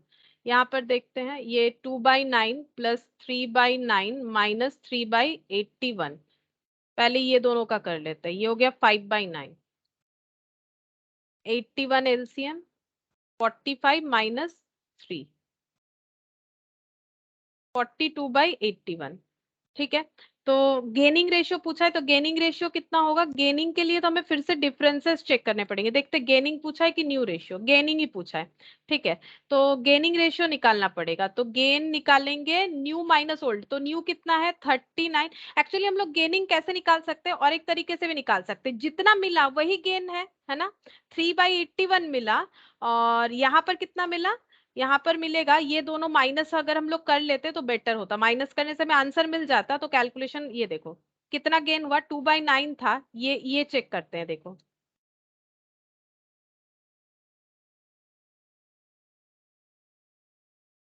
24/81, मतलब यहाँ पर मैंने अलग तरीके से कैलकुलेट किया, आंसर दोनों में ही सेम आएगा, हम गेन बता रहे 24/81, और यहाँ पर 3/81, मतलब 3:24 गेन हो जाएगा, मतलब 1:8 गेन जो है ये 1:8 होगा, देखो गेन 1:8, और जैसे हम लोग नॉर्मल करते हैं वैसे भी कैलकुलेट करो 1:8 आएगा, वो भी दिखा देते हैं, देखो जो न्यू रेशियो था, मतलब ये तो देखो ये हम लोग देख पा रहे हैं ना कि कितना कितना एक्स्ट्रा मिल रहा है, वही गेन हो रहा है, तो न्यू बाय माइनस ओल्ड, तो न्यू ये है, ओल्ड कितना है, ओल्ड है देखो 4/9, ठीक है, माइनस कर दो, 81 एलसीएम हो रहा है, तो ये हो गया 39 माइनस 36, तो यहाँ पर कितना आ जाएगा 3/81, 3/81, देखो 3/81, 3 आ गया, अब नीचे 24 आना चाहिए, चेक कर लेते हैं, देखो 42/81 न्यू, ओल्ड कितना है 2/9, एलसीएम कर लो 81 ही होगा, ठीक है, 42 माइनस 18, तो माइनस कर लेते हैं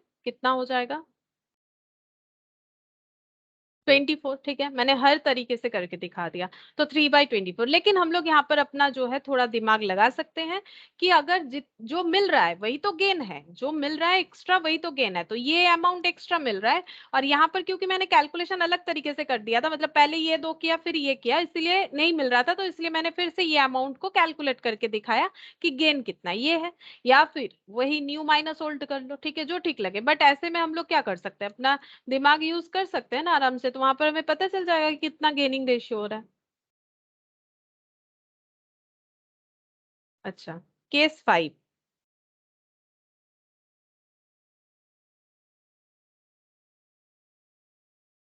A, B, C are partners sharing profits and losses in the ratio by 10 and 1/5। फिर से यहाँ पर बेसिस जो है ये इक्वल नहीं है, अनइक्वल है, इक्वल करना पड़ेगा, सब में हमें 10 कर लेना चाहिए, ठीक है। B retires and his share is taken by A and C in the ratio of 2:1, then immediately W is admitted for 1/4 share of profit. तो यहाँ पर रिटायरमेंट एंड एडमिशन दोनों को कंबाइनली दिया हुआ है। Half of which was gifted by A and remaining share was taken by W equally from A and C. बहुत सारा चीज बता दिया है। देखो हम लोग धीरे धीरे इसको सॉल्व करते कैसे होगा। पहले तो रेशियो को सही कर लेते हैं। ए बी सी पहले से थे, ए बी सी, इनका रेशियो का बेस हम लोग सही कर लेते हैं। हाफ 3/10 1/5, हाफ 3/10 1/5, ठीक है। तो यहाँ पर 5 मल्टीप्लाई करो, यहाँ भी 5 करेंगे, यहाँ 10 है ही, मतलब जो हाईएस्ट नंबर है जैसे मैंने बोला, या फिर एलसीएम करके कर सकते हो। तो 5/10, 3/10, 2/10, तो रेशियो हो गया 5:3:2, ठीक है। तो ये हम लोग पहले लिख लेते हैं, ए बी सी, और किसका नाम था यहाँ पर, इसके साथ डब्ल्यू। तो ओल्ड में ए बी सी ये तीनों थे, तो इनका रेशियो हो जाएगा 5/10, 3/10, 2/10, 5/10, 3/10, 2/10, ठीक है। डब्ल्यू तो ओल्ड में नहीं है। अब आगे पढ़ते हैं। बी रिटायर्स, देखो बी रिटायर्स तो पहले मैंने यहाँ पर लिख दिया, ठीक है। बी रिटायर्स यहाँ पर दिखा दिया, ब्लैंक कर दिया। And his share is taken by A and C in the ratio of 2:1, और इनका शेयर ए और सी 2:1 में लेंगे। तो 5/10 तो था ही, और बी का जो 3/10 है उसको 2:1 में लेना है, मतलब 2/3, और यहाँ पर हो जाएगा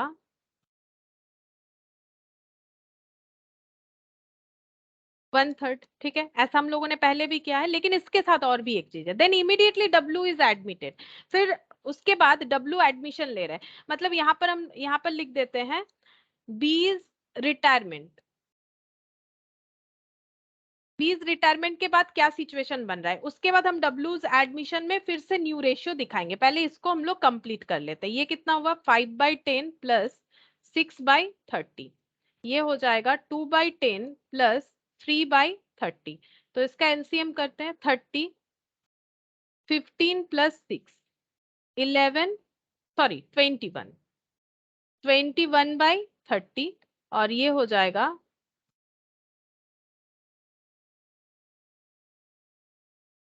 9/30, ठीक है।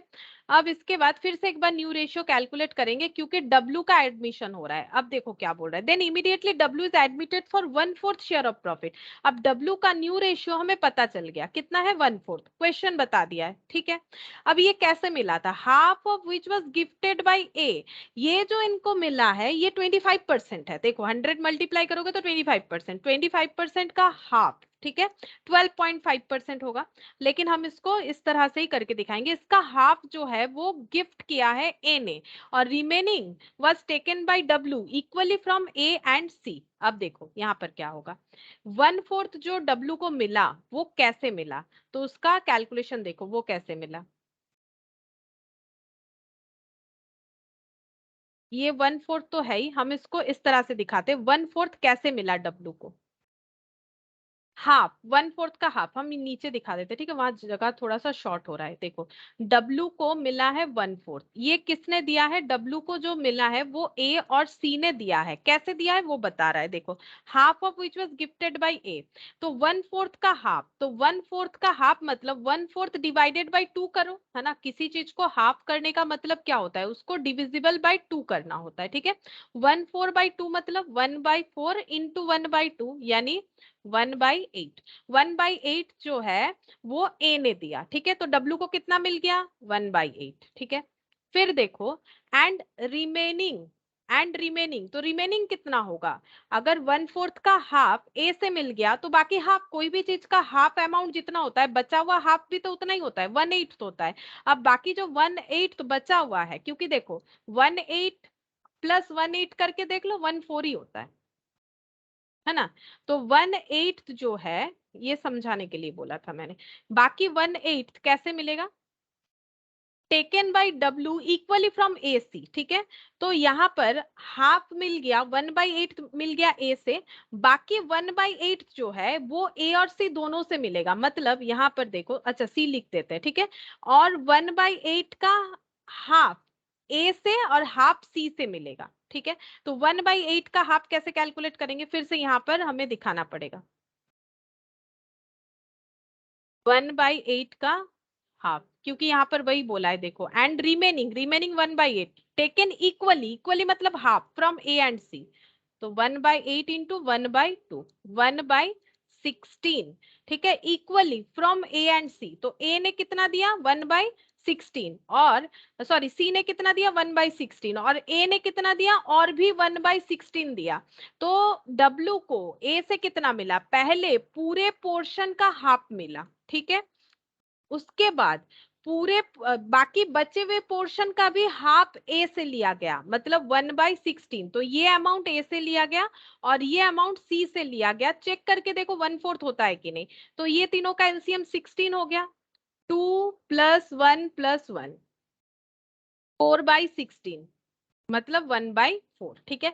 थोड़ा सा टफ था क्योंकि लास्ट क्वेश्चन है ये वाला। देखो केस, मतलब जो हम लोग अभी रेशियोज कर रहे हैं, ठीक है, इसको ध्यान से करोगे तो कभी भी रेशियोज में प्रॉब्लम नहीं होगा, जिस तरह से हम लोग कर रहे हैं। तो डब्ल्यू को इस तरह से मिलेगा। तो यहाँ पर अभी हम लोग लिख देते हैं कि डब्ल्यू को कैसे 1/4 मिल गया, ठीक है, उसका डिटेल्स मैंने बता दिया। अब अगर डब्ल्यू को ए और सी ने अपने पास से कुछ कुछ अमाउंट दिया है तो उनका रेशियोज जो है वो कम हो जाएगा। तो ए का पहले हुआ था बी के रिटायरमेंट के बाद 21/30, ठीक है। अब उसमें से ए ने कितना दिया? 1/8 और 1/16, तो टोटल ए ने कितना दिया? 3/16, ठीक है। तो ए के प्रॉफिट से लेस हो जाएगा 3/16, और बी ने कितना दिया? 1/16। चेक करते हैं, बी ने 1/16 दिया, तो 1/16 डिडक्ट हो जाएगा। अब चेक करते हैं कि कितना हो रहा है इनका न्यू रेशियो। तो 30 और 16 का एलसीएम यहाँ पर चेक करते हैं, 30 और 16 का एलसीएम। 16 इंटू 15, 16 इंटू 15, 240, 240, ठीक है। तो ये कितना हो जाएगा? ये हो गया 8 इंटू 21, 168, और ये कितना हो जाएगा? 240 और 16, अच्छा 240 डिविजिबल बाई 16, 15 इंटू 3,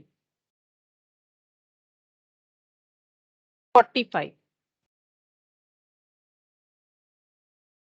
240 हो गया नया रेशियो। अच्छा यहाँ पर भी एलसीएम 240 हो जाएगा, तो ये हो गया 72 आएगा, 8 हो रहा है। और 16, 16 ये कितना हुआ था? 16 से डिवाइड करने पे 15 हुआ था शायद। 15 हुआ था, तो 15 इंटू 1, 15 हो गया। 72 माइनस 15,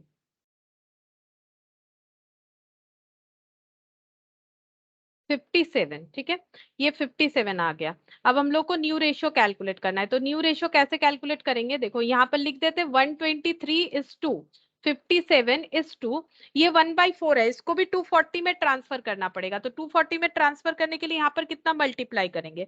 60, तो 240 हो जाएगा, ठीक है। तो यहाँ पर 60 आ गया, तो रेशियो हो गया 123:57:60। चेक करते हैं।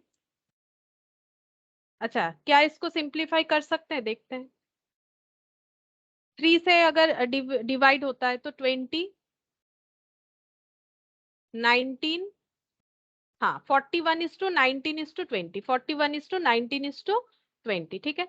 तो देखो थोड़ा सा ये टफ था, बोल सकते हो कि मतलब टफ मतलब क्या, अगर पढ़ के लैंग्वेज समझ जाते हो क्या बोल रहा है और ट्रीटमेंट समझ में आ जाता है तो सॉल्व हो जाएगा, ठीक है।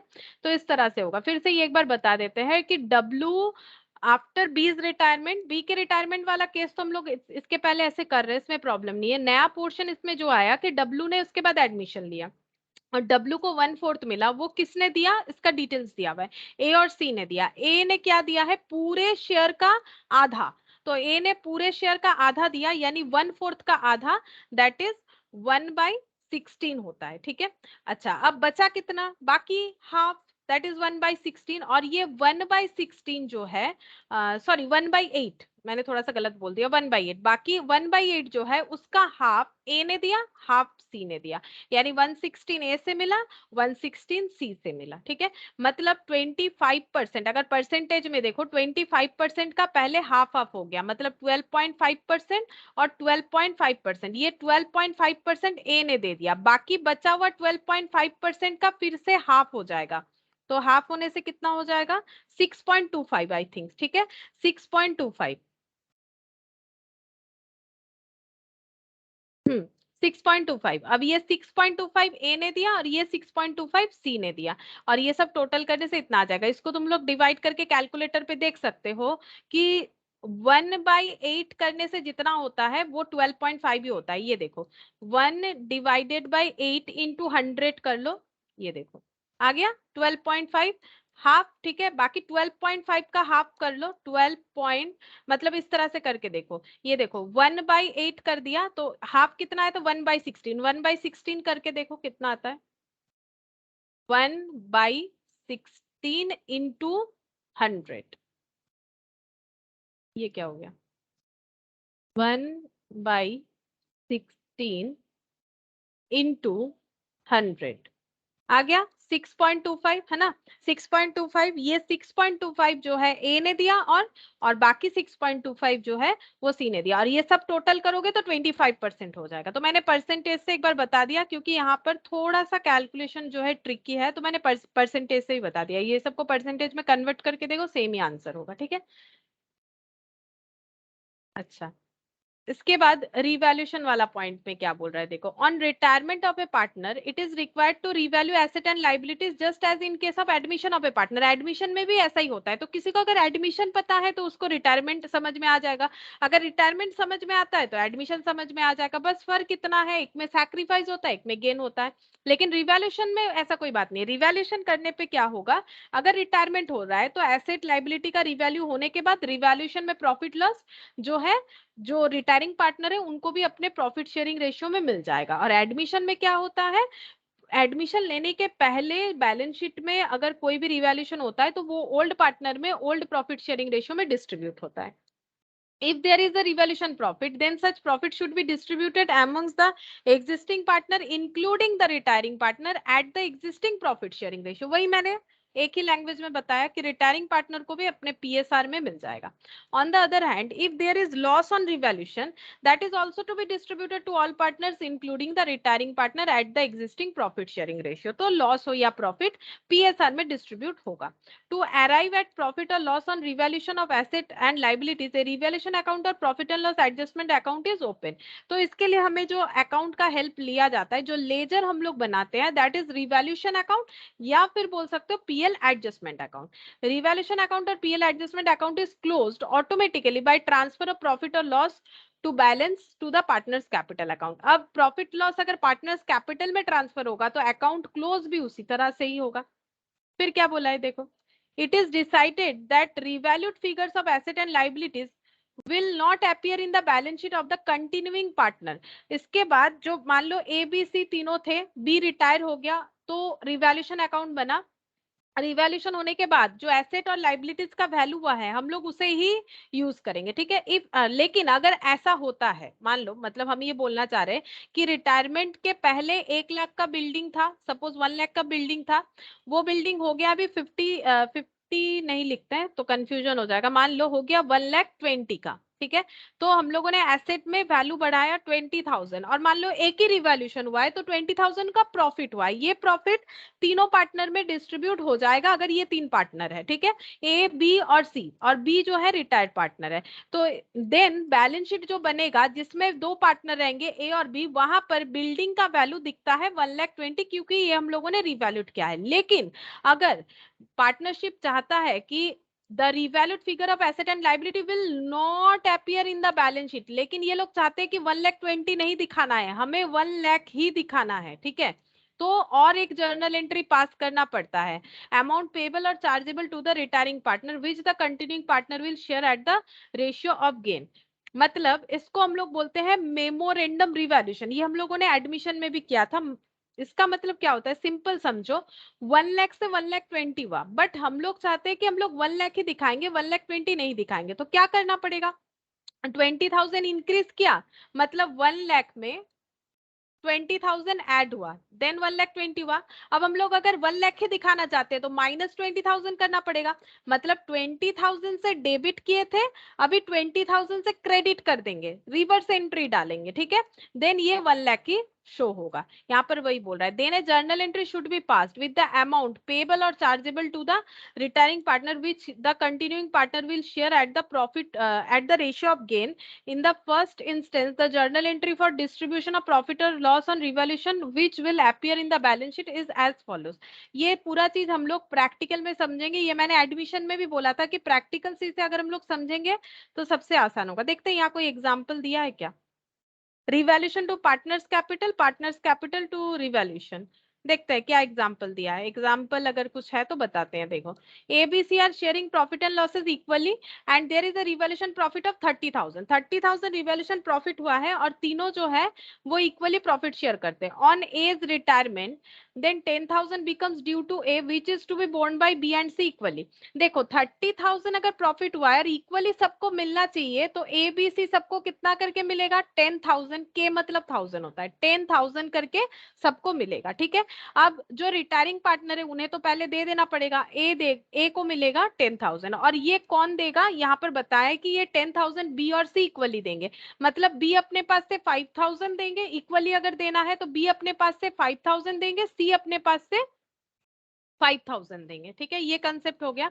तो जर्नल एंट्री क्या होगा, तो बी का कैपिटल 5,000 से कम हो जाएगा, डिक्रीज, कैपिटल लाइबिलिटी होता है, डिक्रीज होगा तो डेबिट हो जाएगा।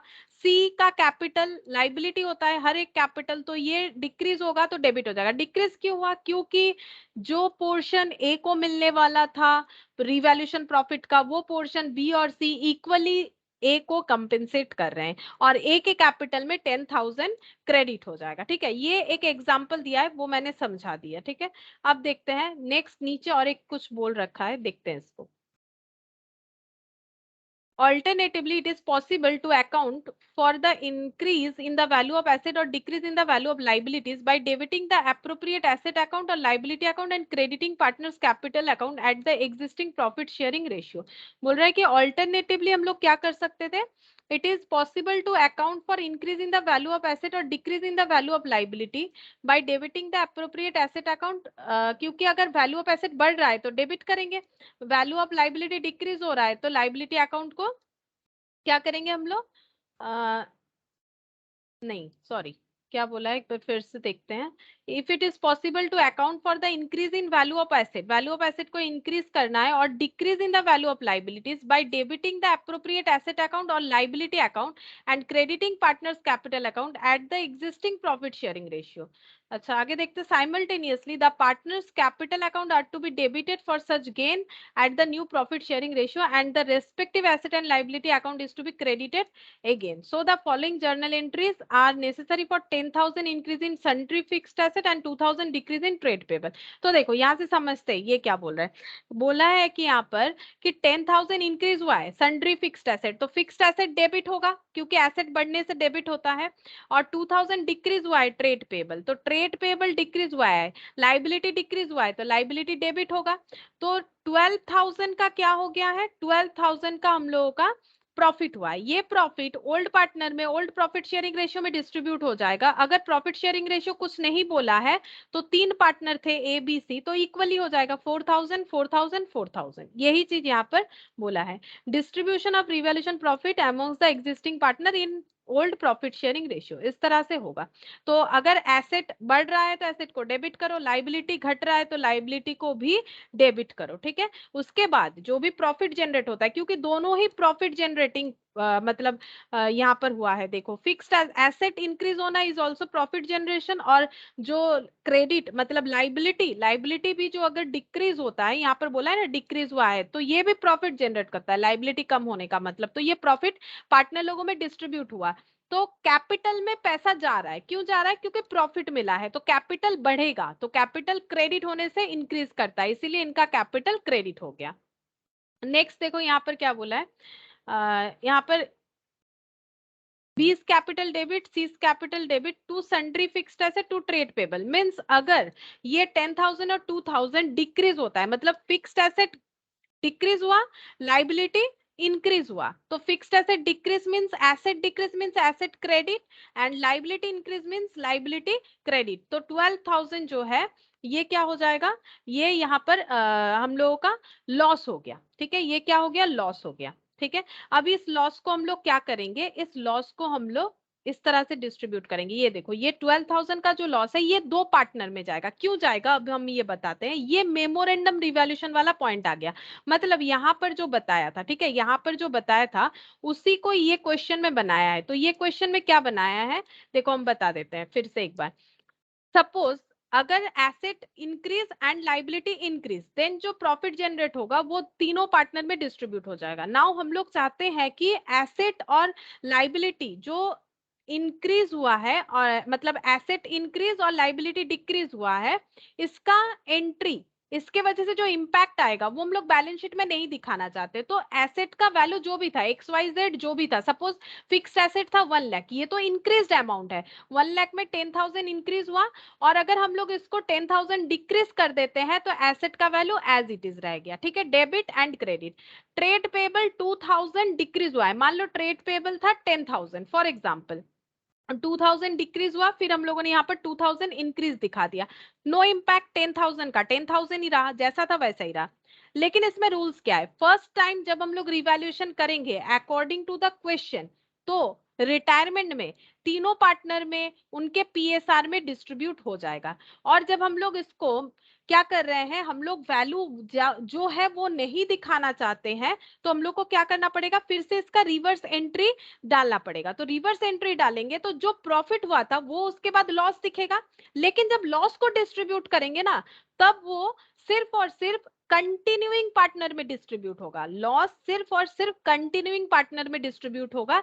यही चीज एडमिशन में कैसा होता है, यही चीज एडमिशन में ऐसा होता है, मान लो 2 पार्टनर थे ए बी, और सी एंटर करना चाहता है, ठीक है, सी एंटर करना चाहता है, मतलब न्यू इनकमिंग पार्टनर है। तो जब रिवैल्यूएशन होगा बिफोर द एडमिशन ऑफ सी, तो रिवैल्यूएशन प्रॉफिट या लॉस जो भी है वो ए बी में उनके प्रॉफिट शेयरिंग रेशियो में डिस्ट्रीब्यूट होगा। लेकिन अगर क्वेश्चन ऐसा बोल रहा है कि रिवैल्यूएशन के वजह से जो भी इंपैक्ट आ रहा है वो ये लोग नहीं दिखाना चाहते अपने बैलेंस शीट में, तो फिर से रिवैल्यूएशन करना पड़ेगा second time. And second time जब रिवैल्यूएशन होगा तो ए बी सी तीनों में वो प्रॉफिट या लॉस जो भी होगा वो शेयर हो जाएगा। तो यहाँ पर देखो जस्ट ऑपोजिट है, पहले नॉर्मली रिवैल्यूएशन का जो प्रॉफिट लॉस होगा वो तीनों पार्टनर में शेयर हो जाएगा, जो तीनों पार्टनर है, और जो यहां से रिटायर कर जा रहे हैं, ए रिटायर कर जा रहे हैं, तो बी सी में वही वाला चीज फिर से डिस्ट्रीब्यूट होगा। लेकिन अगर फर्स्ट प्रॉफिट होता है तो सेकंड वो लॉस ही दिखेगा, क्योंकि हम लोग जब जस्ट ऑल्टरनेट एंट्रीज में पास करेंगे। इसका रीजन यही है कि डेबिट किया फिर क्रेडिट कर दिया तो न्यूट्रल हो गया, तो जो वैल्यू है वही दिखेगा, इस वजह से ये किया जाता है। तो ये तो एक छोटा सा एग्जांपल है। यहाँ पर देखो, यहाँ पर बोला था वही वाला पॉइंट बोला था, ये देखो यहाँ पर journal entry should be passed with amount payable or chargeable to the retiring partner which the continuing partner will share at the ratio of gain. In the first instance the journal entry of distribution of profit or loss on revaluation which will appear in the balance sheet as follows बोल के यहाँ पर देखो क्या दिया है, revaluation account debit to partners capital for profit on revaluation, और partners capital account debit to revaluation अगर यहाँ पर क्या हो रहा है, लॉस हो रहा है, ठीक है, लॉस हो रहा है तो ऐसे होगा। चलो यहाँ पर डायरेक्टली वैसे तो दिया नहीं, यहाँ पर सिर्फ एंट्री बताया कि प्रॉफिट होने से क्या होगा, लॉस होने से क्या होगा। लेकिन ये कंसेप्ट जो है इससे हमें समझ में आता है, ये पॉइंट बनता है मेमोरेंडम रिवैल्यूएशन का, इसको बोलते हैं मेमोरेंडम रिवैल्यूएशन, जहां पर हम लोग एसेट को रिवैल्यूड भले ही कर रहे हैं, लाइबिलिटी को रीअसेस्ड भले ही करें, लेकिन जो एक्चुअल अमाउंट है वही हम लोग शो करना चाहते हैं, ठीक है। ये और भी डिटेल्स में समझ में आएगा जब हम लोग एक कंप्लीट सम करेंगे। देखो, in this case it is necessary to open a separate revaluation account, however the above effect can also be given through memorandum revaluation account as discussed in the case of admission of partner in unit 3। हम लोग admission में भी यही वाला चीज किए थे जो भी मैंने बताया, तो उस तरह से हम लोग कर सकते हैं, ठीक है। अच्छा, अब देखो रिजर्व का कंसेप्ट क्या होता है। रिजर्व का कंसेप्ट है कि अगर रिटायरमेंट के टाइम पे बैलेंस शीट में किसी भी तरह का रिजर्व दिख रहा है तो वो रिटायरिंग पार्टनर को उनके पीएसआर में मिलेगा। देखो, on the retirement of a partner any undistributed profit, जिसको रिजर्व बोला जाता है, प्रॉफिट का वो हिस्सा जो हम लोगों ने रख दिया है ब्लॉक करके, ठीक है, किसी दूसरे पर्पस में यूज करेंगे, अनडिस्ट्रीब्यूटेड प्रॉफिट, ठीक है, standing in the balance sheet is to be credited to the partners capital account. Credit क्यों होगा? क्योंकि ये प्रॉफिट है, प्रॉफिट मिलेगा तो कैपिटल इंक्रीज होगा ओल्ड प्रॉफिट शेयरिंग रेशियो में। Alternatively, only the retiring partner share may be transferred to capital account if the other continue at the same profit sharing ratio। देखो एग्जाम्पल क्या बोल रहा है, तीनों थे partner, A B C, ratio था 5:3:2। A retire हो रहे हैं, B and C agree to share profit and losses 3:2, तो बी और सी ये पुराने रेशियो में ही ले रहे हैं, ठीक है। रिजर्व है 10,000, तो क्या हो जाएगा, रिजर्व को डिस्ट्रीब्यूट करना पड़ेगा ये तीनों में। तो रिजर्व एक क्रेडिट बैलेंस होता है क्योंकि प्रॉफिट लाइबिलिटी होता है ना, तभी तो कैपिटल में ऐड होता है। तो ये रिजर्व जो है, रिजर्व डिस्ट्रीब्यूट होगा, क्रेडिट बैलेंस अगर डिस्ट्रीब्यूट होगा तो वो डेबिट हो जाएगा, तो रिजर्व अकाउंट डेबिट हो गया, तीनों में डिस्ट्रीब्यूट होगा। कौन से रेशियो में? 5/10, 3/10 और 2/10। तो 10 से डिवाइड कर लो, 1000 हो गया, तो 5000, 3000 एंड 2000, ठीक है, ये डिस्ट्रीब्यूट हो गया। ओल्ड पार्टनर में ओल्ड प्रॉफिट शेयरिंग रेशियो में डिस्ट्रीब्यूट हो जाएगा सारे पार्टनर में रिटायरमेंट के टाइप में, ठीक है। अच्छा, अब यहाँ पर क्या किया है, A reserve account debit to A's capital कर दिया गया है 5000, transfer of A's share of reserve to capital account on his retirement. अच्छा, ये तो ऑलरेडी किया हुआ था एंट्री, फिर इसको अलग से दिखाया है कि ए को मिल रहा है 5000, इसका तो कोई जरूरत था नहीं, एक ही बात है, ठीक है। रिजर्व जो है वो ए में ट्रांसफर हो रहा है, ये देखो यहाँ पर बोल ही दिया है। ऑल्टरनेटिव 2 ये वाला has the same implication because B and C continue at the same ratio 3:2 as they did before as retirement, ठीक है। तो ये देखो सेम चीज ही बताया है।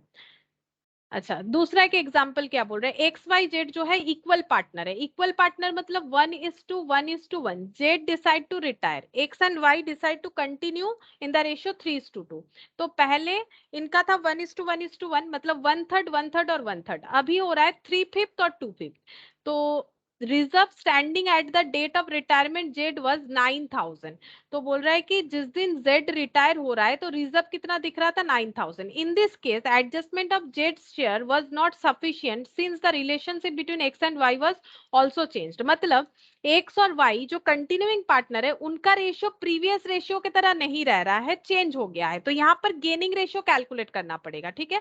तो गेनिंग रेशियो कैसे कैलकुलेट करेंगे, न्यू माइनस ओल्ड। तो न्यू कितना है, 3/5 और 2/5, ठीक है। ओल्ड कितना है, 1/3 1/3। तो यहाँ पर देखो एलसीएम करके इन्होंने कैलकुलेट किया है गेनिंग रेशियो, देखो कितना आ रहा है, 3/5 माइनस 1/3, तो ये 15 हो गया एलसीएम, ये 9 और ये 5, 4/15 1/15, 4:1 हो गया गेनिंग रेशियो। अब हमें क्या करना पड़ेगा, रिजर्व कितना है 9000, तो रिजर्व डिस्ट्रीब्यूट हो जाएगा पहले ओल्ड पार्टनर में ओल्ड प्रॉफिट शेयरिंग रेशियो में, मतलब 3000 3000 3000 इक्वली डिस्ट्रीब्यूट होगा, इक्वल था, ठीक है, पहले इस तरह से डिस्ट्रीब्यूट हो जाएगा 3000 3000 3000। ये पहले हम लोगों ने क्या किया, रिजर्व को तीनों पार्टनर में ट्रांसफर कर दिया, तीनों पार्टनर्स के कैपिटल में। अब क्या बोल रहा है, if the continuing partner want to show reserve in the balance sheet the journal entry will be. लेकिन अगर पार्टनर लोग चाहते हैं कि रिजर्व जो हम लोगों ने डिस्ट्रीब्यूट कर दिया, ठीक है, लेकिन हम लोग चाहते हैं हम लोग का रिजर्व एज इट इज ही दिखे, 9000 ही दिखे, तो डिस्ट्रीब्यूट कर चुके हो यानी इसको डेबिट कर चुके हैं। अगर हम लोग को 9000 को फिर से बैलेंस शीट में दिखाना है तो 9000 को क्या करना पड़ेगा, 9000 को हम लोग क्या करेंगे, यहाँ पर वही बोला है ना, if the continuing partner want to show reserve in the balance sheet, तो जर्नल एंट्री क्या होगा, तो ये देखो उनको क्या करना पड़ेगा, उनको जो रिटायरिंग पार्टनर है, दैट मीन्स जेड, जेड का शेयर को उन्हें गेनिंग रेशियो में कंपेंसेट करना पड़ेगा। जेड का शेयर कितना है 3000। अब देखो ये 3000 जो है ये एक्स और वाई अपने पास से दे देंगे। देखो तो एक्स और वाई अपने पास से दे देंगे। कैसे? जेड को 3000 मिलेगा तो जेड का कैपिटल 3000 से क्रेडिट होगा। अब ये एक्स और वाई कैसे देंगे? गेनिंग रेशियो में देंगे। गेनिंग रेशियो कितना था? ये देखो गेनिंग रेशियो था 4:1, तो 3000 को 4:1 में डिस्ट्रीब्यूट करेंगे, 4/5 और 1/5।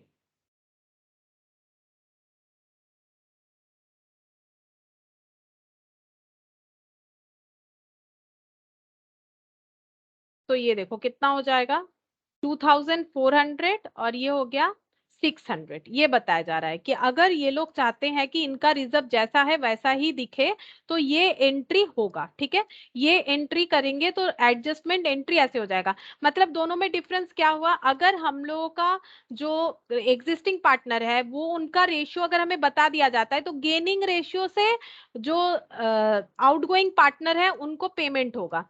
और अगर ऐसा नहीं होता है तो फिर एज इट इज होगा। जैसे देखो 1:1 हो रहा है ना, तो यहाँ पर इसीलिए 5000 लिख दिया गया है। और यहाँ पर देखो क्या हुआ, ये देखो फिर इसका मतलब एक्स का कैपिटल 3000 से क्रेडिट हुआ, फिर एक्स का कैपिटल 2400 से डेबिट हुआ। ये देखो 3000 माइनस 2400, वाई का भी वही 3000 माइनस हो गया 600। ठीक है, और जेड के कैपिटल में 3000 चला गया इन दोनों से, तो इसका बच रहा है 600 और यहाँ पर हो गया 2400। तो ये इस तरह से बनेगा। मतलब अगर हम लोग कैपिटल अकाउंट बनाएंगे तो ये इस तरह से दिखेगा। तो ये छोटा छोटा पॉइंट बता रहा है कि कैसे ट्रीटमेंट होगा। ये जस्ट तुम लोग एक बार समझो कि क्या कहाँ पर ट्रीटमेंट हो रहा है। अगर हमें गेनिंग रेशियो कैलकुलेट करना पड़ रहा है, कब करना पड़ेगा उसका तो अभी तक हम लोग डिस्कस करते हुए आ रहे हैं। जब हमें नया रेशियो कैसे होगा वो बता देता है या डायरेक्टली दे देता है, तो गेनिंग रेशियो में फिर जो आउटगोइंग पार्टनर है उनका रिजर्व डिस्ट्रीब्यूट हो जाएगा। ठीक है, तो फाइनली क्या क्या रिटायरमेंट पार्टनर को दिया जाता है? रिजर्व का ट्रांसफर, गुडविल का ट्रांसफर और प्रॉफिट ऑन रिवैल्यूएशन, ये 3 चीज दिया जाता है। ठीक है, और यहाँ पर एंट्रीज वगैरह बता रखा है किस तरह से हो रहा है। ठीक है, ये हम लोग जब करेंगे तो समझ जाएंगे कि किस तरह से होगा। यहाँ पर जस्ट एंट्रीज बताए। ये देखो रिटायरिंग पार्टनर को अगर कुछ पेमेंट करेंगे तो टू बैंक हो जाएगा, बिजनेस से पैसा जा रहा है, कैपिटल अकाउंट उनका डेबिट हो जाएगा, मतलब वो कैंसिल हो जाएगा टू बैंक। ठीक है, ये चीज बताया है। और किस तरह से हम लोग दे सकते हैं? Repayment may be made in instalment over a period of time and the interest is paid on outstanding balance which will be treated as loan of the outgoing partner. अगर हम लोग जिनको रीपे कर रहे हैं ओल्ड पार्टनर को, मतलब retiring partner को, उनका पेमेंट अगर हम लोग पूरा मान लो 10,000 है, हम लोग बोल रहे 10,000 अभी नहीं देंगे, ये हम लोग 5 years में 2000 करके देंगे। तो 2000 दे दिया, बचा कितना 8000, फिर 2000 दे दिया, बचा कितना 6000। तो जो रिमेनिंग अमाउंट रहेगा हो सकता है कि उस पे इंटरेस्ट चार्ज करे वो रिटायरिंग पार्टनर, वो चीज बता रहा है। The amount due may be treated as a loan. जो अमाउंट हम लोग नहीं पे करेंगे, 10,000 मिलने वाला था, मान लो हम लोगों ने 5000 कर दिया, बाकी 5000 नहीं किया, तो जो 5000 पे हो गया वो तो पेड है, जो नहीं हुआ उसे लोन ट्रीट किया जाएगा। And in return the firm will either pay interest at the fixed rate और share of profit of the firm. तो इसमें क्या हो सकता है, जो रिटायरिंग पार्टनर है वो क्लेम कर सकता है कि मेरे जितने पैसे आप लोग नहीं रिटर्न दे रहे हो अभी, तो इसको लोन मानो और मुझे इंटरेस्ट के साथ लौटाओ, या फिर जितने दिन में मुझे मेरा पेमेंट नहीं मिलेगा उतने दिन तक मुझे प्रॉफिट शेयर देते जाओ। An annuity may be paid to a retired partner for life for an agreed number of years for the life of some dependent. तो ये हम लोग जब करेंगे, ये एनुइटी अभी नहीं समझ में आएगा, जब हम लोग क्वेश्चन करेंगे तो समझ में आ जाएगा। ठीक है, कि एनुइटी का इस पे कैसे कैलकुलेशन होगा। ठीक है, यहाँ से जो है मेन क्वेश्चन स्टार्ट होगा। ठीक है, तो ये मेन क्वेश्चन हम लोग नेक्स्ट क्लास में स्टार्ट करेंगे। तुम लोग अभी आज जितना किए हैं उसको एक बार गो थ्रू करो और कोई प्रॉब्लम होता है तो मुझे बताओ। ठीक है, तो आज इतना ही करते हैं।